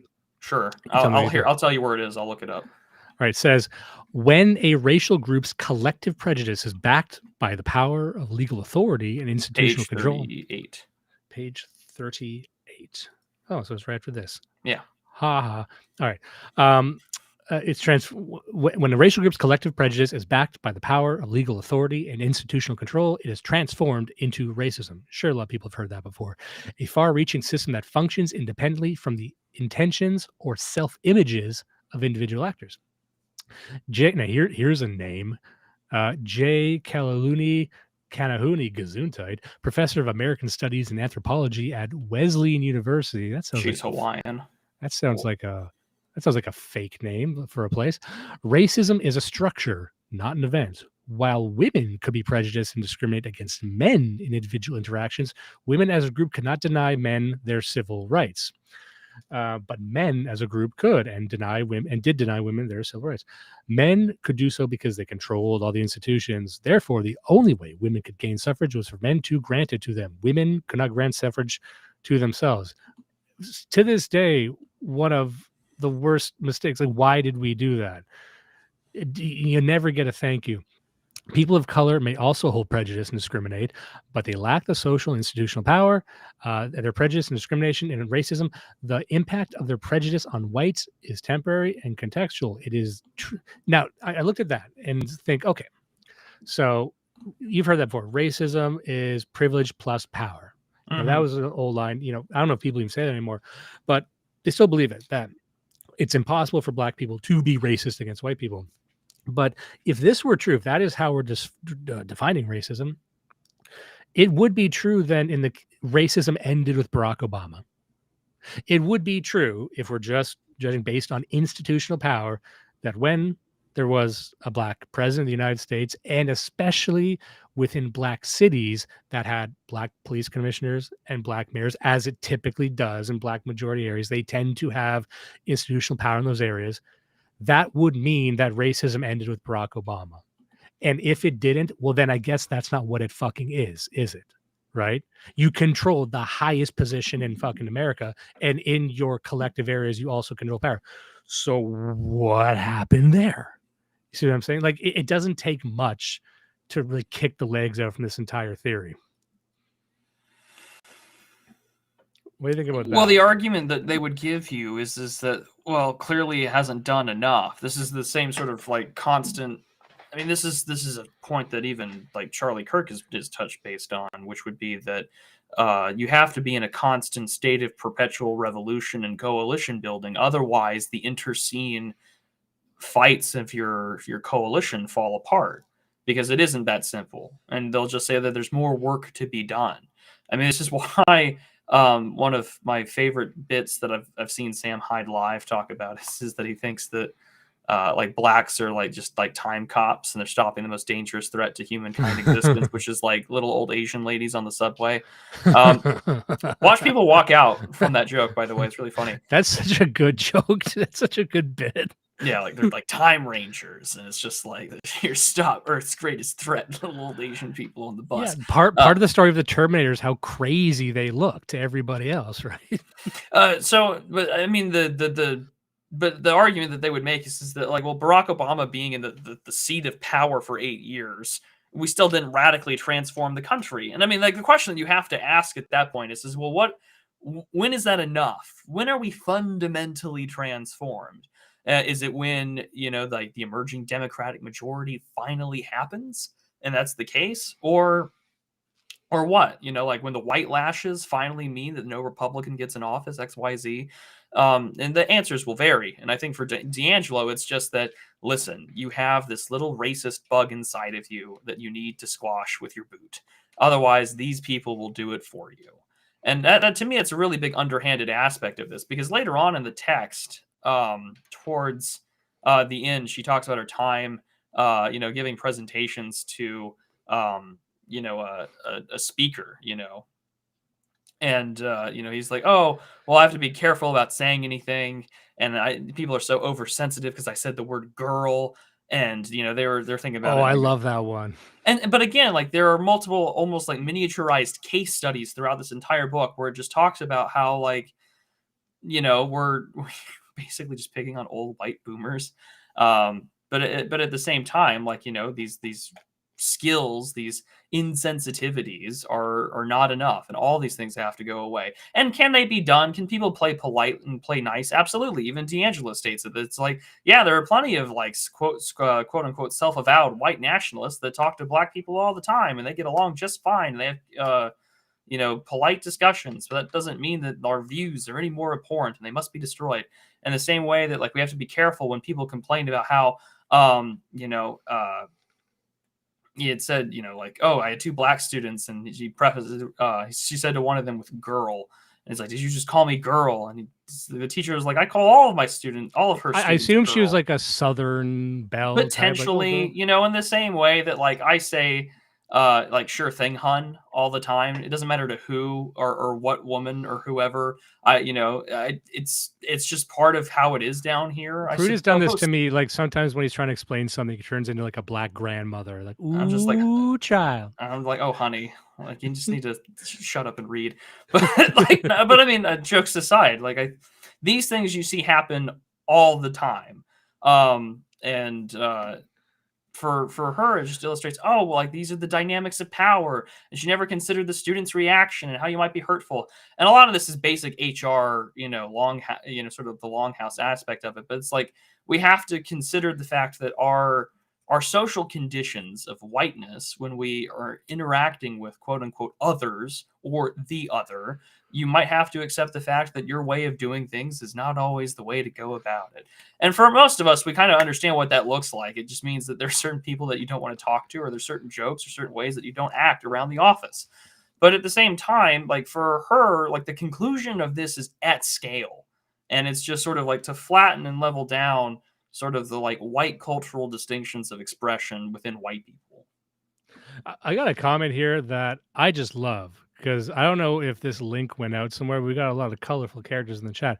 I'm looking at Manuel Georges saying all American institutions are white. Blacks who enter them get assimilated into whiteness. And I'm reminded, and this is going to get us demonetized. I'm going to try not to do this, but there's a famous bit done by Chris Rock. He doesn't do anymore about how he's like, I love black people, but I hate niggas. And he's going like he prefers these black people who are reasonable and nice. And then there's the niggas who are loud and goes into the whole list. You know, Chris Rock tends to belabor the point. But I love a comment like that because it seems to imply that there is no such thing as black people. There is only niggas. Because anytime you enter a white institution, anytime you adopt the characteristics, the outward-facing mannerisms of the dominant institution, you surrender your blackness, which means you're only black if you're outside of the white status quo, which means you need to be basically illiterate and poor all the time. You see what I'm saying? Like if you're not on the furthest fringes of society, you ain't black, which actually is a very liberal way of looking at it. Like they'll see if you're like a fucking Lupe Fiasco type, they're thinking like, oh, here comes Uncle Tom, here comes Lupe, here comes Kendrick Lamar shucking and jiving up the way. I got another great little part here because there's so much we can cover. I want to make sure we get some of the best parts. Hold on. So looking at page 41 here, scholar Marilyn Fry uses the metaphor of the birdcage to describe interlocking forces of oppression. This is great. I love this. I think about this all the time. I love black metaphors. Every time I've heard a black metaphor, it doesn't make any sense. So let's see if you can follow this. If you stand close to a birdcage and press your face against the wires, your perception of the bars will disappear, and you'll have an almost unobstructed view of the bird. If you turn your head to examine one wire of the cage closely, you will not be able to see the other wires. If your understanding of the cage is based on this myopic view, you may understand why the bird doesn't just go around every single wire and fly away. You might even assume that the bird liked or chose to be placed in the cage. But if you step back and took a wider view, you would begin to see that the wires come together into an interlocking pattern, a pattern that works to hold the bird firmly in place. So you have to imagine, like, this might sound clever to a dipshit, but it's like, for this metaphor to make sense, you have to imagine a white person pressing their face against the birdcage. And what does that mean? Because what I think you want to say is that black people are imprisoned within whiteness, but in a sense, white people are the most imprisoned in whiteness, which would mean that we are the bird inside the cage as well. Why would we be on the outside of the cage pressing our faces against the cage? It's utterly incoherent, and it leads me to believe, and I really believe this to be true, that black people don't know what bird cages are or for. What do you think about that? I'm going to let you just hold on to that one. Here we go. Robert Platter, Evola might mean a black man who acts European, like the progressives wanted back in the day. Steve Urkel is one example. Oh, sorry. I thought Evola might be a black man. I thought we had a really good comment saying Evola was black, which is another fact I've maintained for quite some time. Here we go. Mark Treble, here to fluff the chat and provide support for the brown side of the debate. There's wonderful things happening in our chat right now. By the way, I'm very curious as to who decided to share this with a bunch of lefties. We welcome you, by the way, but I'm just curious who sent you here. Yeah, let me know who sent you. Maybe it's someone I know. It'd be funny if it was just like third positionist guys. Like, no, I'm a Chinese Nazi. That's why I'm here. Just disagree with you. Okay. Okay. Now, if we go to page 42 here, just going into the theory a bit more, whiteness as a position of status. Critical race scholar Cheryl Harris, now that's a white name if I ever heard one, coined the phrase whiteness as property, tracing the evolving concept of whiteness across legal history. She explains, quote, by according whiteness an actual legal status, an aspect of identity was converted into an external object of property, moving whiteness from privileged identity to vested interest. I mean, just to stop you there, then blacks arguably had the first legal status, which means they might exist more than white people. But, whatever. The law's construction of whiteness defined and affirmed critical aspects of identity: who is white, of privilege, who benefits to accrue that status, and property. What legal entitlements arise from that status. These resources include self-worth, visibility, positive expectations, psychological freedom from the tether of race, freedom of movement, sense of belonging, and sense of entitlement to all of the above. So really think about that for a second. The history of enfranchisement. Yeah, basically saying that your belief that you deserve self-worth, freedom of movement, a sense of belonging, psychological freedom is a creation of whiteness. You don't deserve any of these things. And the fact that you feel them at all is wrong. And I guess that's the other thing interesting about this book. Nowhere in it do you detect that she's trying to uplift blackness. She is trying to racialize white people and say, I need you to feel worse. You have self-worth and you shouldn't. You believe you have freedom of access within your nation that you can trace your region even. Forget the nation in the abstract. Forget America. Let's say it's fucking South Carolina. Let's say it's Louisiana. Maybe been there for 12 generations. If you have crafted a world where you can move freely in there, that's a fucking problem. And the only solution is for you to feel worse all the time. I think that we should also take a look at page 110. Here we go. So there you go. Thus, white fragility is a state in which even a minimum amount of racial stress in the habitus becomes intolerable, triggering a range of defensive moves. These moves include the outward display of emotions such as anger, fear, and guilt, and behaviors such as argumentation, silence, and leaving the stress-inducing situation. A little bit of Nick Land in there, where exit is like the oldest sort of form of conflict resolution. The Cracker Factory comes to mind. These behaviors, in turn, reinstate white racial equilibrium. Racial stress results from an interruption to the racially familiar. People like their comfort zones. These interruptions can take a variety of forms and come in the range of sources, including, suggesting that a white person's viewpoints comes from a racialized frame of reference, challenger to objectivity. People of color talking directly about their own racial perspectives, challenges to white taboos on talking openly about race. Why can't they talk openly about race? People of color choosing not to protect white people's feelings about race, challenge to white racial expectations and the need for or entitlement to racial comfort. People don't like being threatened. People of color being unwilling to tell their stories or answer questions about their racial experiences, challenges to the expectation that people of color will serve us. A fellow white disagreeing with our racial beliefs, challenge to white solidarity. Receiving feedback that our behavior had a racist impact, challenge to white racial innocence. Suggesting that a group membership is significant, challenge to individualism. An acknowledgement that access is unequal between racial groups, challenge to meritocracy. Being presented with a person of color in a position of leadership, challenge to white authority. Being presented with information about other racial groups through, for example, movies in which people of color drive the action but are not in stereotypical roles, or multicultural education, challenge to white centrality. Suggesting that white people do not represent or speak for all humanity, challenge to universalism.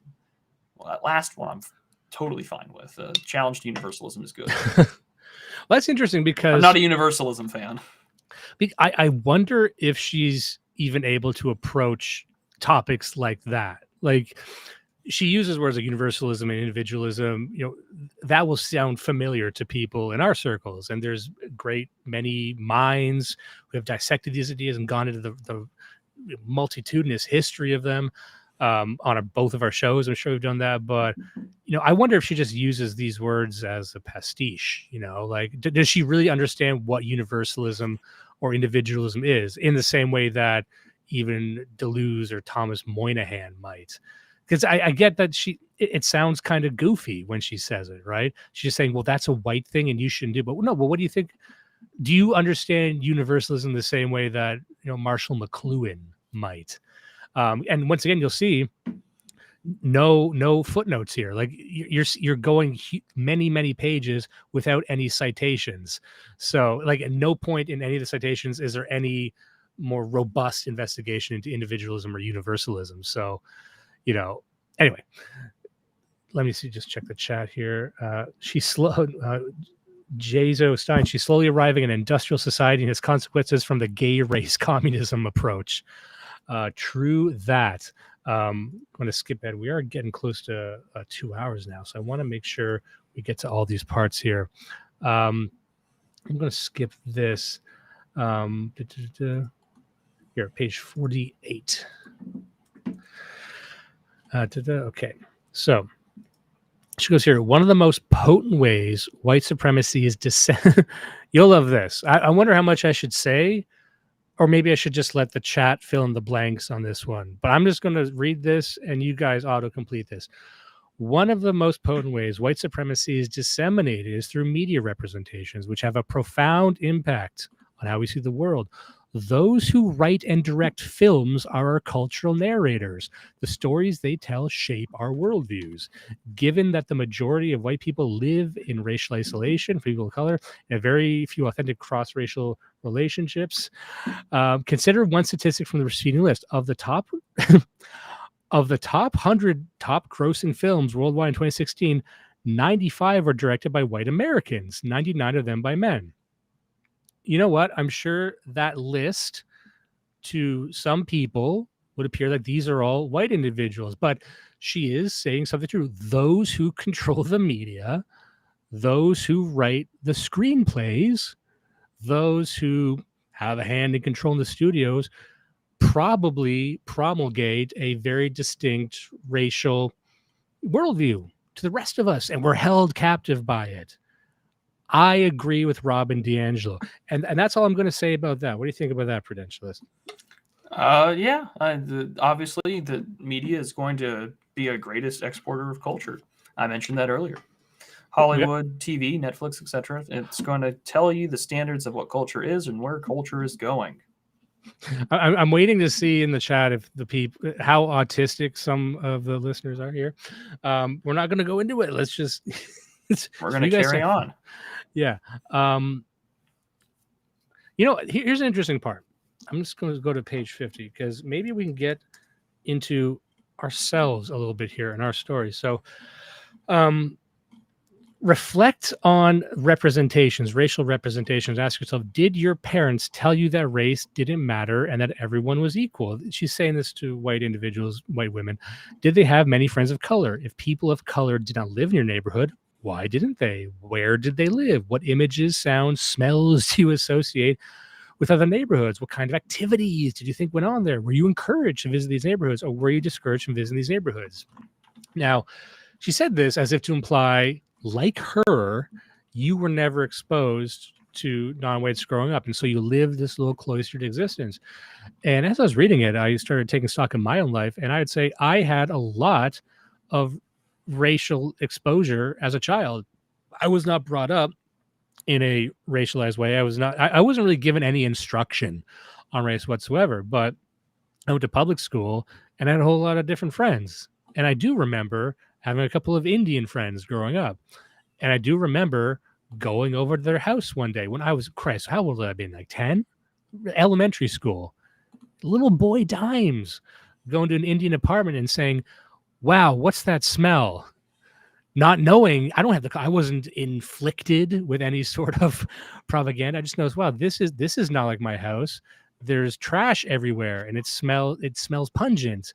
And this isn't what my house smells like or any of my other friends. And I didn't make the connection, but I had black friends growing up. I remember going at a very young age to like a public pool, and it was in a black neighborhood, and it was just like stuffed with black bodies.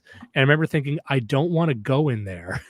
And again, not propagandizing in any sort of way, but this is all to say that I'm not who Robin DiAngelo describes. I'm a young white boy who had so much exposure to other races, and I still came out the other side thinking, well, this is different. I don't like this. I can't explain why. As a kid, you don't conceptualize things that way, but you understand it's different. And she makes a comment later on in the book, and maybe I'll get to it, but she says this, like, again, uncited, unsourced comment. It's one of the wildest things I ever saw in the book.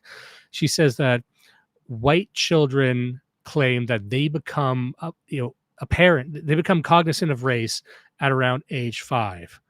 But she says white people or black people have always known, which means like as a baby, as a newborn, they're aware of race before white people. You're talking about kids that are just starting to form memories.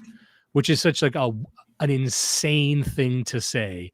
And it wouldn't surprise me if Black people said that. If she went in with, honesty and acceptance, saying like, tell me when you became aware that you were Black. It's like, I was born knowing I was Black. And she just nods and goes, I believe you.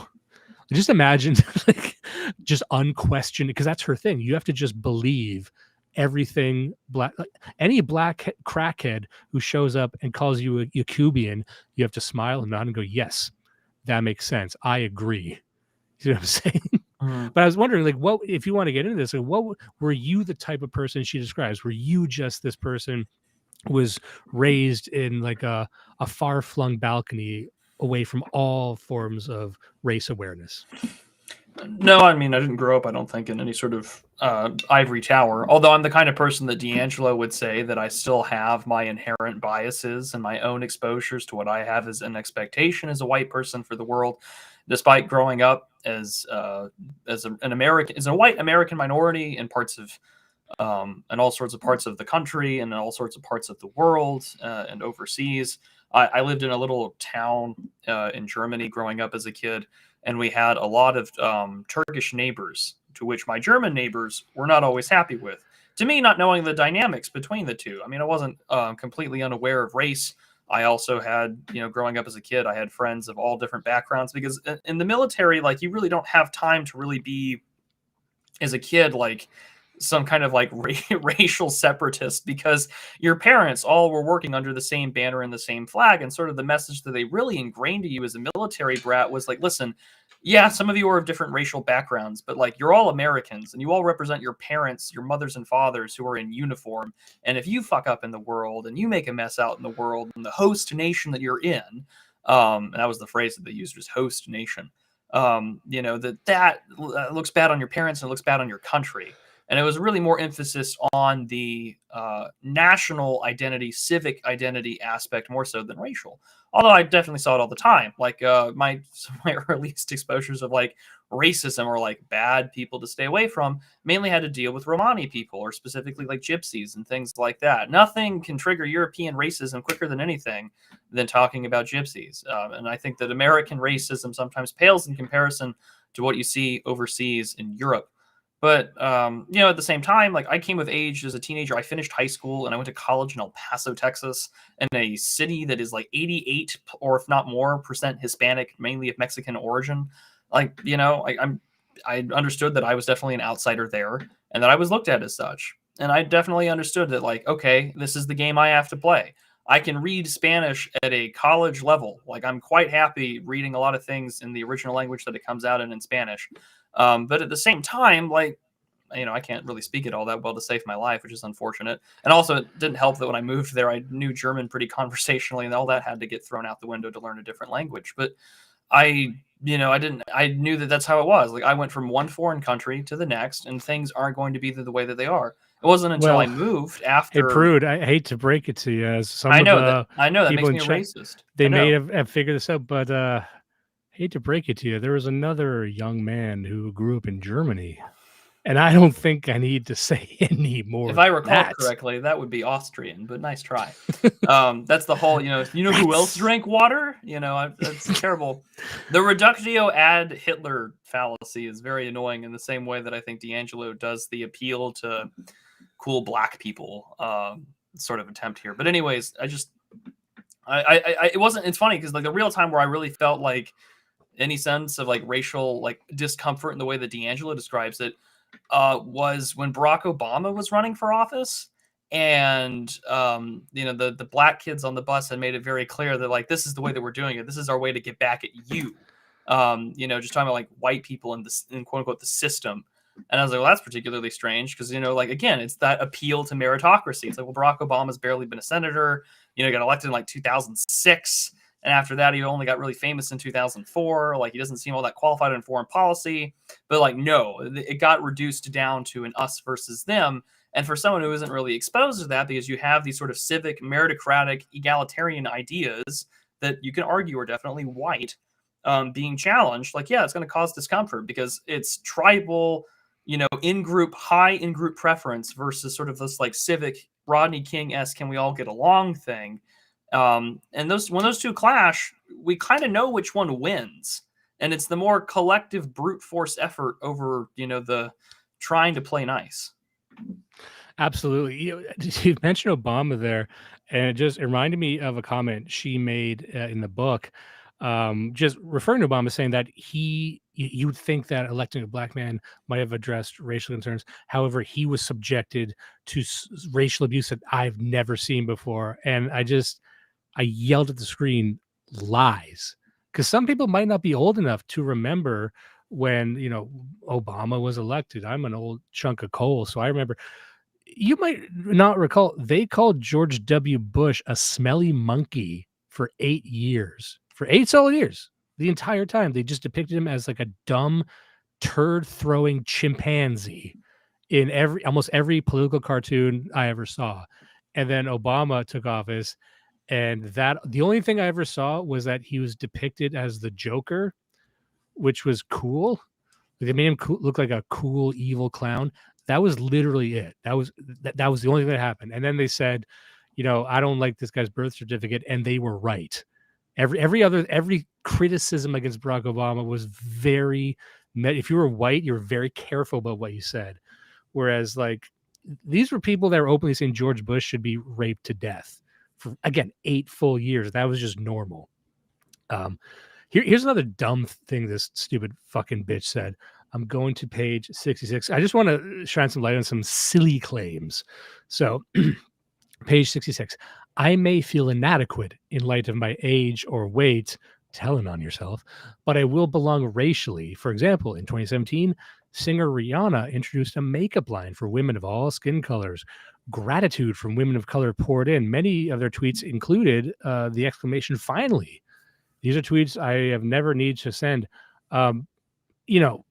Black women never had to send that. Rihanna didn't invent makeup for black people, the black skin tone. That's existed since forever.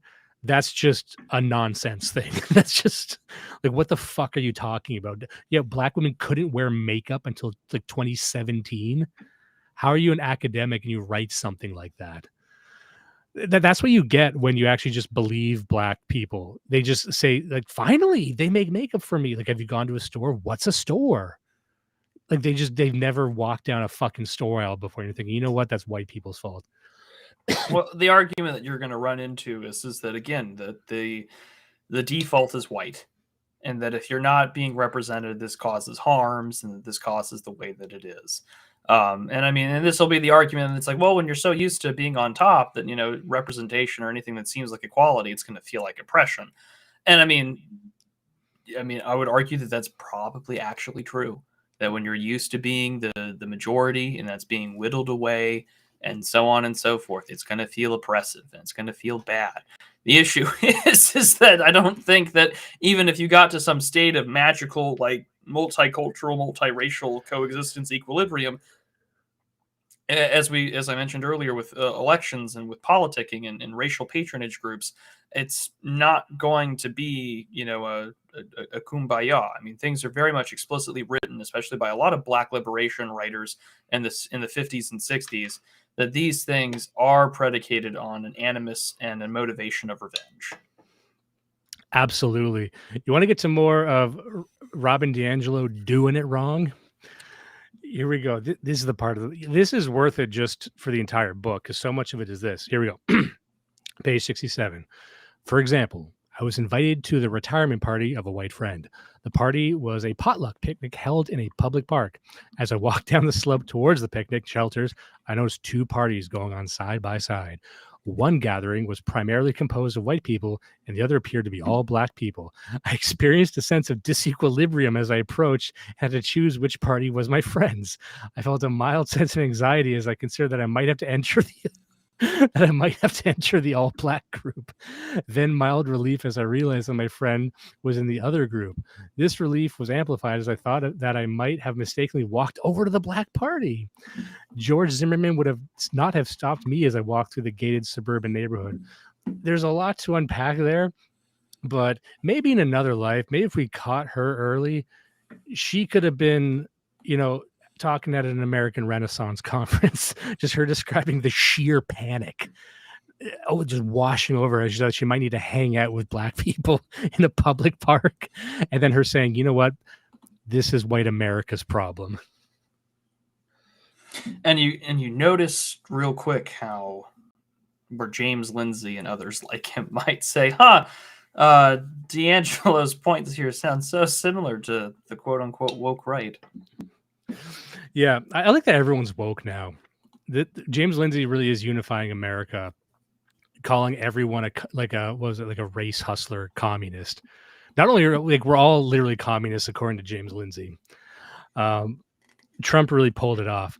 There's some other stuff here. We're all woke now.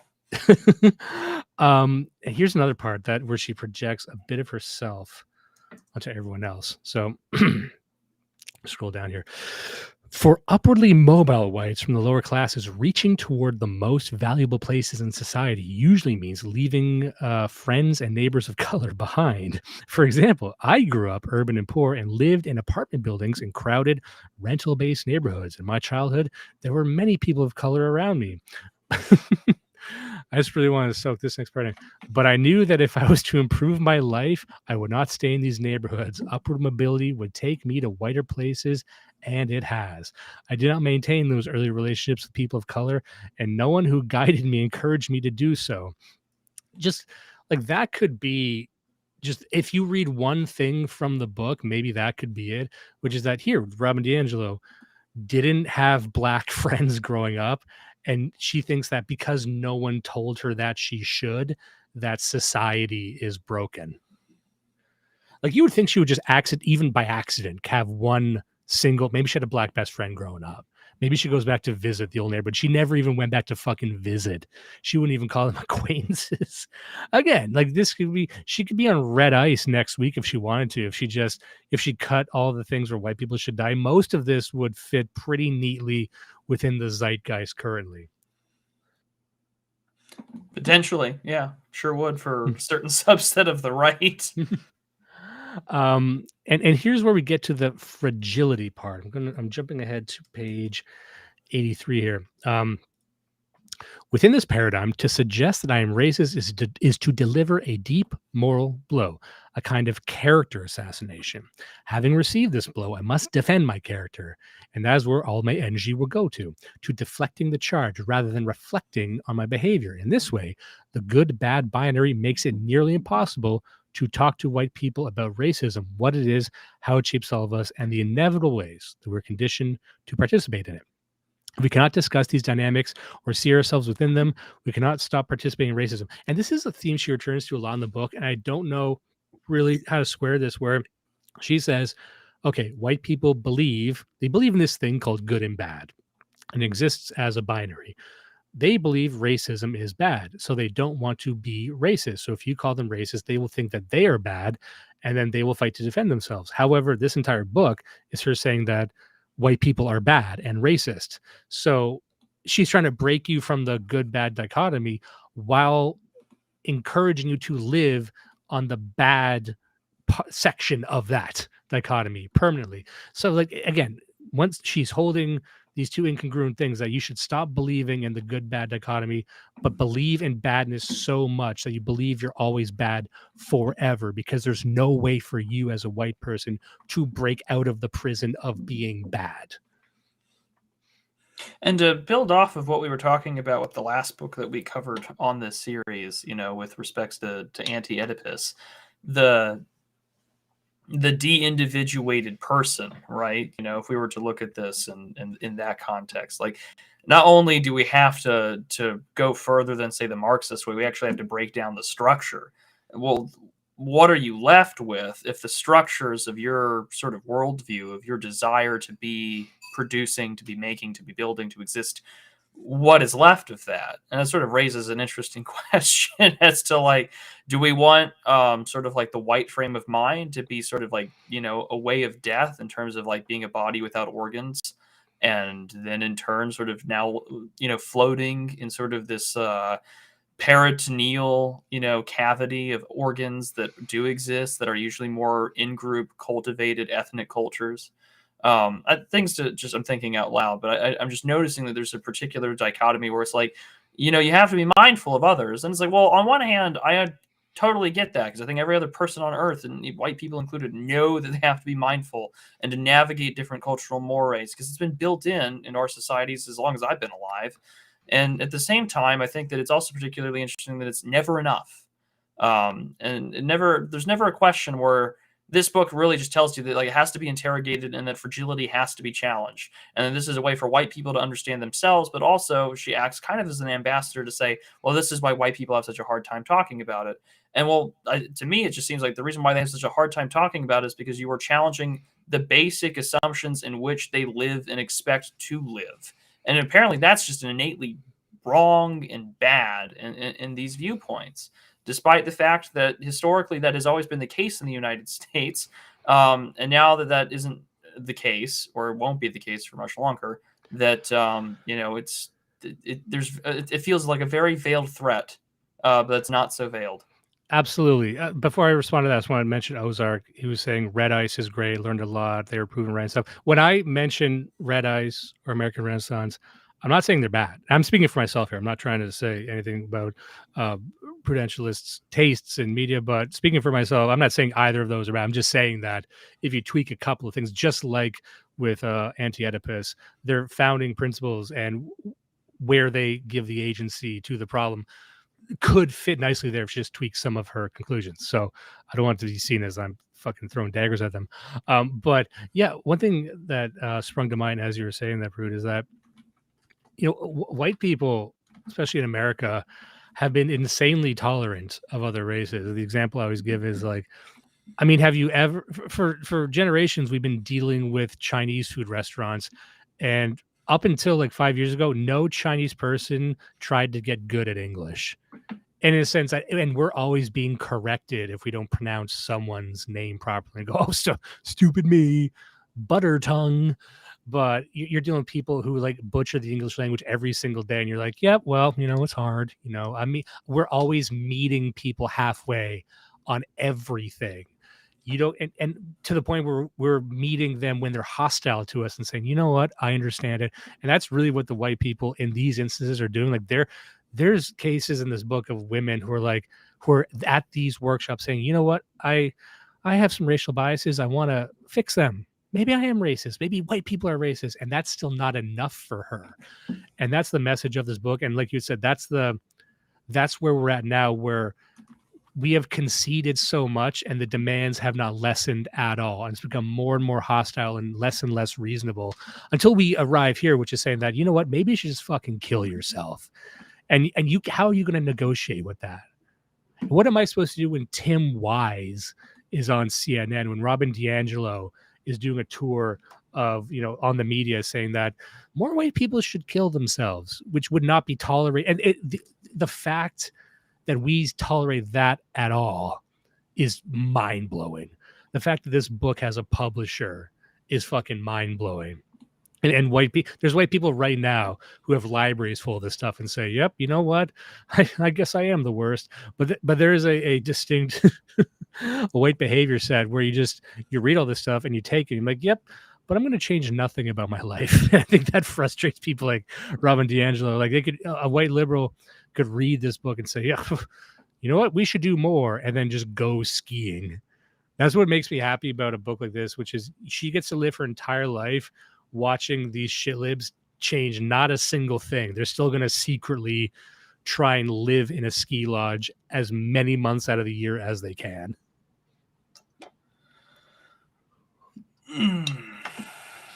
I don't know if I'm getting you in trouble. Maybe I've gone a bit too extreme. No, it's not that. It's that it raises a question I've always asked rhetorically, because I've always known kind of the answer to it, or at least it's the vibe I get, is that when you ask and I mean, we saw this too with like the 2024 election, right? Like, what is a heterosexual white male role model for progressives?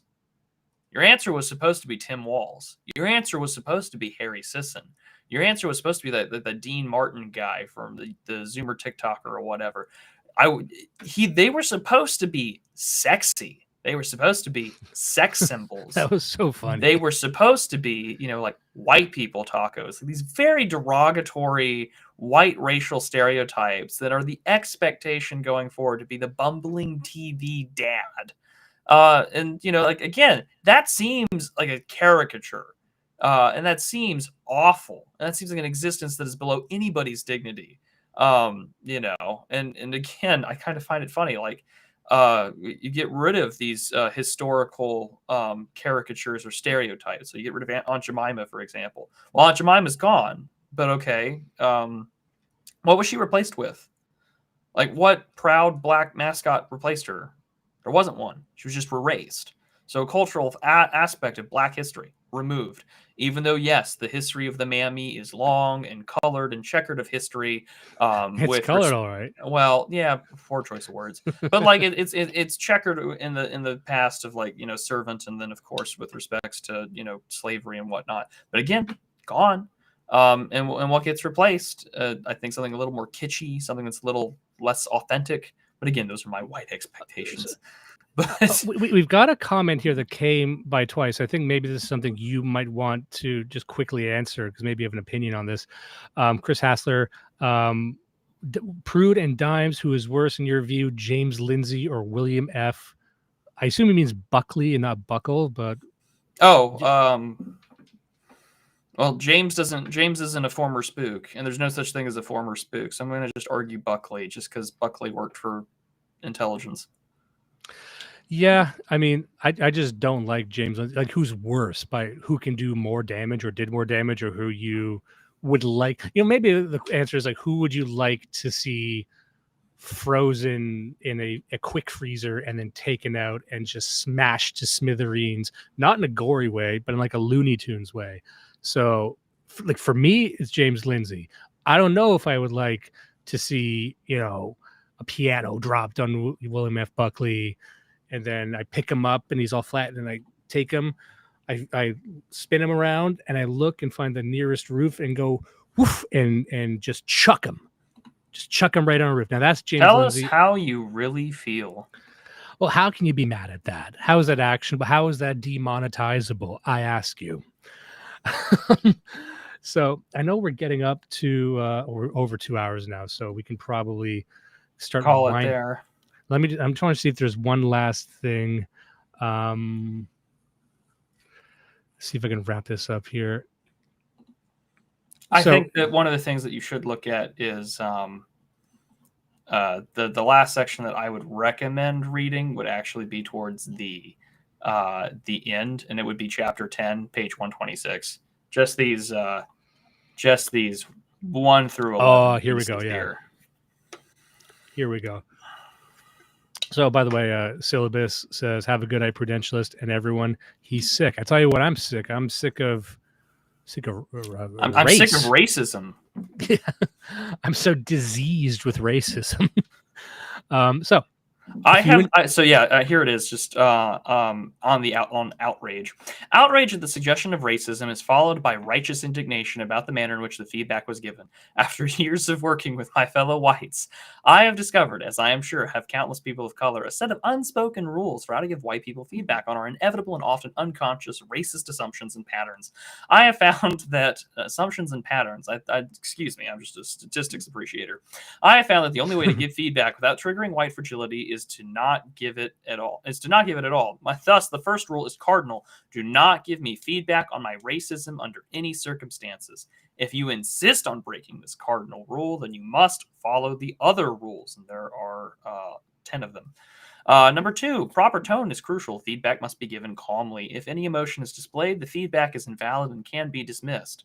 True, you can't be seen as uppity. That's the thing. Like, she's making fun of you as she's listing this, by the way. It's like, oh, here's why white people are fragile, because you need to be calm and reasonable. Like, I get sorry. Like, again, is the expectation, my white expectation, is that people speak to me reasonably and don't just hurl insults at me. My bad, my mistake.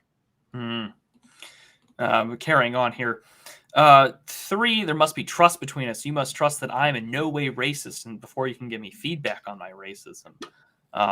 4, our relationship must be issue free. If there are issues between us, you cannot give me my feedback on racism unless these unrelated issues are resolved. Odds are they're not that unrelated. 5, feedback must be given immediately. If you wait too long, the feedback will be discounted because it was not given sooner. Well, yeah, you need to address it quickly. 6, you must give feedback privately, regardless of the incident occurred in front of other people. You give feedback in front of others in any ways to commit a serious social transgression. If you cannot protect me from embarrassment, the feedback is invalid, and you were treated as the transgressor. Well, yeah, I mean, you're going to cause a social. It has to be really egregious. It's got to be. I mean, like, someone's got to be singing "My Old Kentucky Home" for you to be doing it publicly. Number 7, you must be as indirect as possible. Directness is insensitive. I feel like that's not necessarily the case. I think I would prefer if someone's going to like straight up call me a racist, just be direct. But carrying on. As a white person, I must feel completely safe during any discussion of race. Suggesting that I have racist assumptions or pattern will cause me to feel unsafe. So you'll need to rebuild my trust by never giving me any feedback again. And when I say safe, what I really mean is comfortable. Well, those are usually hand in hand. 9, highlighting my racial privilege invalidates the form of oppression that I've experienced: classism, sexism, heterosexism, ageism, transphobia. Remember, the race goes above all things here. For DiAngelo, the racial transgression will go above all the things that are mentioned in parentheses. Number 10, you must acknowledge my intentions, always good, and agree that my good intentions cancel out the impact of my behavior. 11, to suggest that my behavior had a racist impact is to have misunderstood me. You will need to allow me to explain myself until you can acknowledge that it was your misunderstanding. Heaven forbid we have a cross-examination as to why I am acting the way that I did. Yeah, like the example you gave earlier of, or the one she gave as well, about the white teacher who called a black woman girl, even though she calls everyone girl, and saying you can't do that because you did not take into account the racist history. That's a line she says in this book, and I don't think we've quoted it yet, but it's one of those lines that I bet a lot of people in chat would agree with, which is that each individual carries their racial history with them. And I think she's saying that exclusively to white people, like, you bring the history of whiteness, you manifest it with your very presence. But in that sense, so does everyone, unless, if she can go to the extreme and say there's only one race, the white race, and everyone else. I don't think she's saying that presently. However, it wouldn't surprise me if these critical race theorists will say that eventually. Going to the extreme that whiteness is the only race. There's whiteness versus everybody else. But, there's this idea that, anyway, I'll just be relitigating myself. But she was just saying that, only you could ever be at fault, but you are the only one that could ever change the situation. And there's this other part in the book. And again, this will sound extreme, but I'm asking this within her framework, accepting all of this is true. If it is true that this system is white supremacist and it privileges not explicitly our power, not our financial gain, but just being comfortable and being non-anxious and just being able to go about our lives, why should anyone give that up? She never answers that in the book. I looked very closely all the way to the end. Like, what is the one reason you would give to a white person that they should give up this supposed supremacist position? There's nowhere does she say that the world will be a better place. Nowhere does it say it's just accepted by faith that it's unjust, but you haven't explained that. Well, it's a better place for those that have been aggrieved. Yeah, it's like you're comfortable and other people are uncomfortable. I'm like, I don't care. What's in it for me? Being uncomfortable? I don't want to be uncomfortable. If you're telling me how to make black people more comfortable, I mean, that's what these libs are trying to do. But the argument is that white people should be more miserable. Nowhere in this does it say that like why people should want that. And I think for the type of audience that this is going for, they would never even ask that question. They just take it on faith from their worldview, which is based on the news, based on late night talk shows and all that. They just accept that, oh, this is anything that creates division is bad. But no, explain it to me, a white man, not the white woman. This is written for a white man. Why should I make everything shittier for me? Shut up. You gave an example about the only one who could grant suffrage and rights to women was men. Yeah, why do we do that? We didn't need to do that. It stands to reason we could take that away. Tell me why I shouldn't take that away, Robin. Write a book on that, because for all the guys, there's only one group of people who has power, according to you.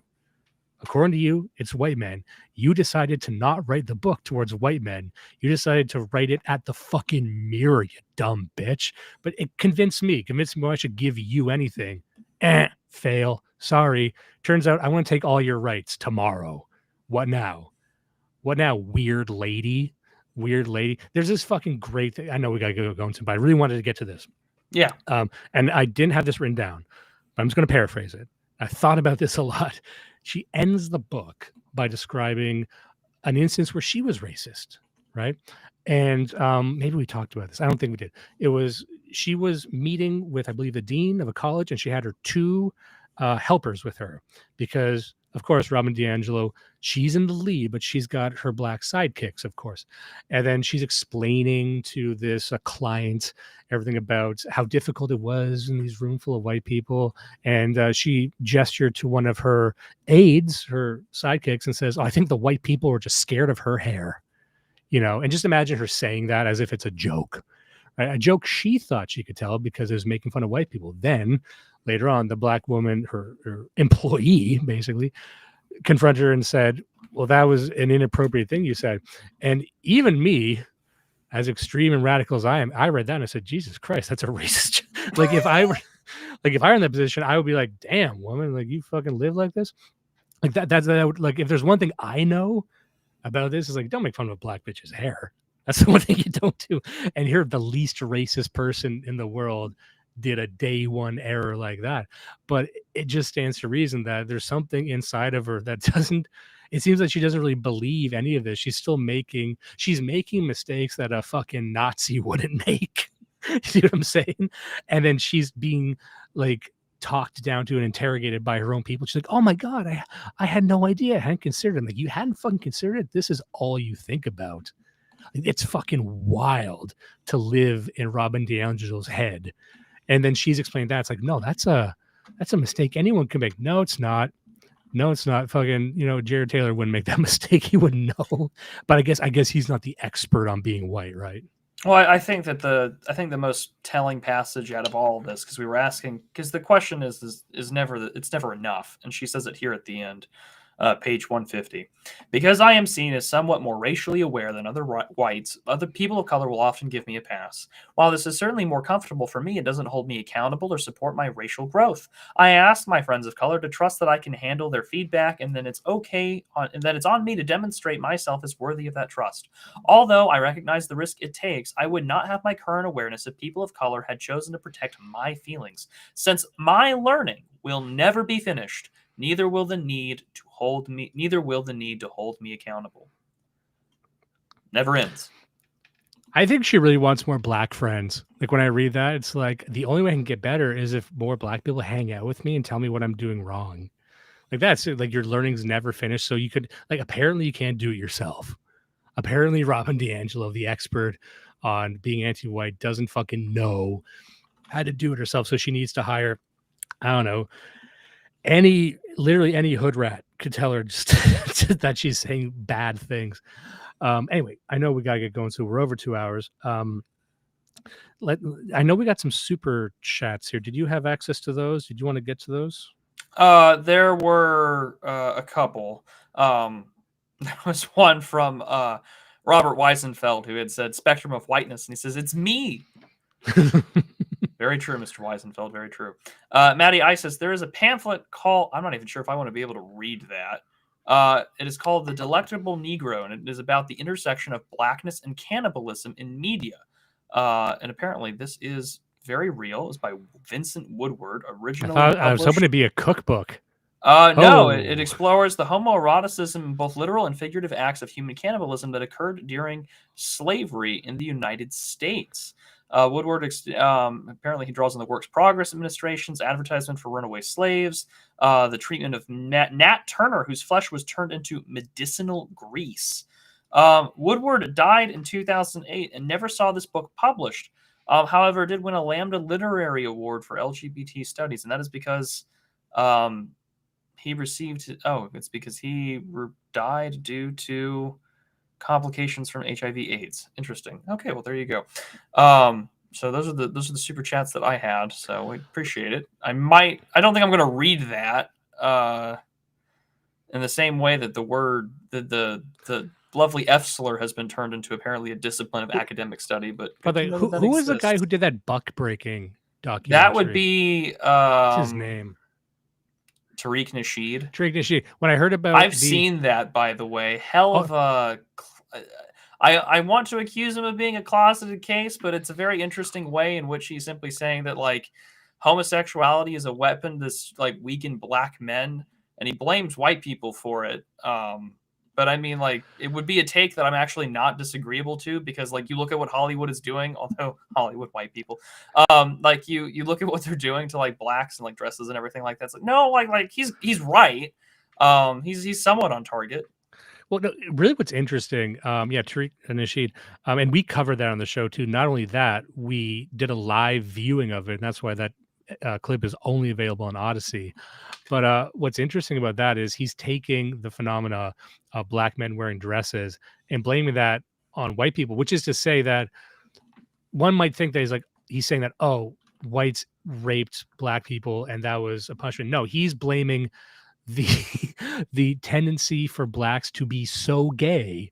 He's blaming that on white people. So it begins with the admission that black men, and if you actually look at the numbers, that bears this out, that the majority per capita of trans individuals tend to be black, and gay men tend to be black as well, way more than you would think. And he's saying, oh, the reason that is because we were raped by white slave owners. And so it does come across as a fetish. That's why I was listening to that that the cannibalism one, by saying the intersection of cannibalism and eroticism. I'm like, does every punishment you talk about need to be so horny? Must it be, oh yeah, this is white people ate black people, and the fact that black people are turned on by that is white people's fault? Like, okay, just don't bring me into this. I want nothing to do with horny cannibalism. Yeah, I don't either. What is this, the 80s? Yeah. What is this? All those Italian cannibal Holocaust films? No, thank you. Who do you think you are, Mr. Rob Zombie? So anyway, we can end it there. I believe we covered all the major points in this, because again, you have to understand me. From what we said, it just repeats it again and again and again and again. And it's more and more stories about people being angry at her and her being like, gosh, I wish that people weren't so mad at me all the time. And then, what I liked about it, like I said, was the references to other black thinkers and her pulling from this area of thought that I don't have experience with. And maybe I'm not sure I'd like to read more, because from what I saw, the metaphors pulled and the excerpts, it all sounds very, very stupid. Like it like as in just not interesting, and also poorly thought out and very poetic. Because black intellectuals think that if they just say something in a soulful, poetic way, we will think that is valuable nonfiction. And I'm not fooled by that. Motherfucker, I read CCRU shit. I got my fill of weird nonsense said in a poetic way, I think it's still important to listen to this stuff. One, in part, because I think that while oftentimes I can have a pretty good understanding of where the left is coming from on a particular issue, and that the right tends to know the left better than the left knows the right in a lot of ways, outside of just calling us racist chuds or whatever, I think that it's good to know how these things work, in the same way that people will call like the three body problem like mid science fiction. And I'm like, no, that is great science fiction, because you need to understand how the Chinese think. Like that's more of a interrogation of like the Chinese mind and also their foreign policy than anything else. And also because I think like the dark forest theory is really interesting, even though you can poke holes in it, I think. Yeah. You raise a good point there, a fantastic point. And that's why it's good to end on this, which is that it's important to figure out what they actually mean when they say terms like white fragility, because one could be led to believe that means weakness or cowardice. No, to her, white fragility is the righteous anger expressed by white people when they're accused of being the worst thing in society. That's what she means by fragility. It's not even just, sadness. It's rational denial. If you argue with her, that is fragility. Yeah, and I think that that's something to sort of consider is that we talked about this when we decided to read Anti-Oedipus on the show, was just that, okay, clearly there is reason to read this stuff because it is cited so often on the left, but it is also cited by people that claim to deconstruct or blame the world's problems on postmodernism. Well, maybe we should read it for ourselves. I mean, that was really the big impetus on starting this whole Do You Even Read series anyways, is that there are books that are considered like canon classic essentials for politics, left-wing and right-wing, or somewhere beyond or post or whatever. We have to understand, if we want to understand these people, your friends, your enemies, your foes, your allies, whatever, you actually have to read what they mean, because this literature is still at the bedrock foundation of what the last 4 years was in terms of the Biden administration that is soon to come to an end. But it is still everywhere in terms of bureaucracy, HR, boardrooms, etc. It's not going away anytime soon, and it is important to understand what this sort of thing looks like.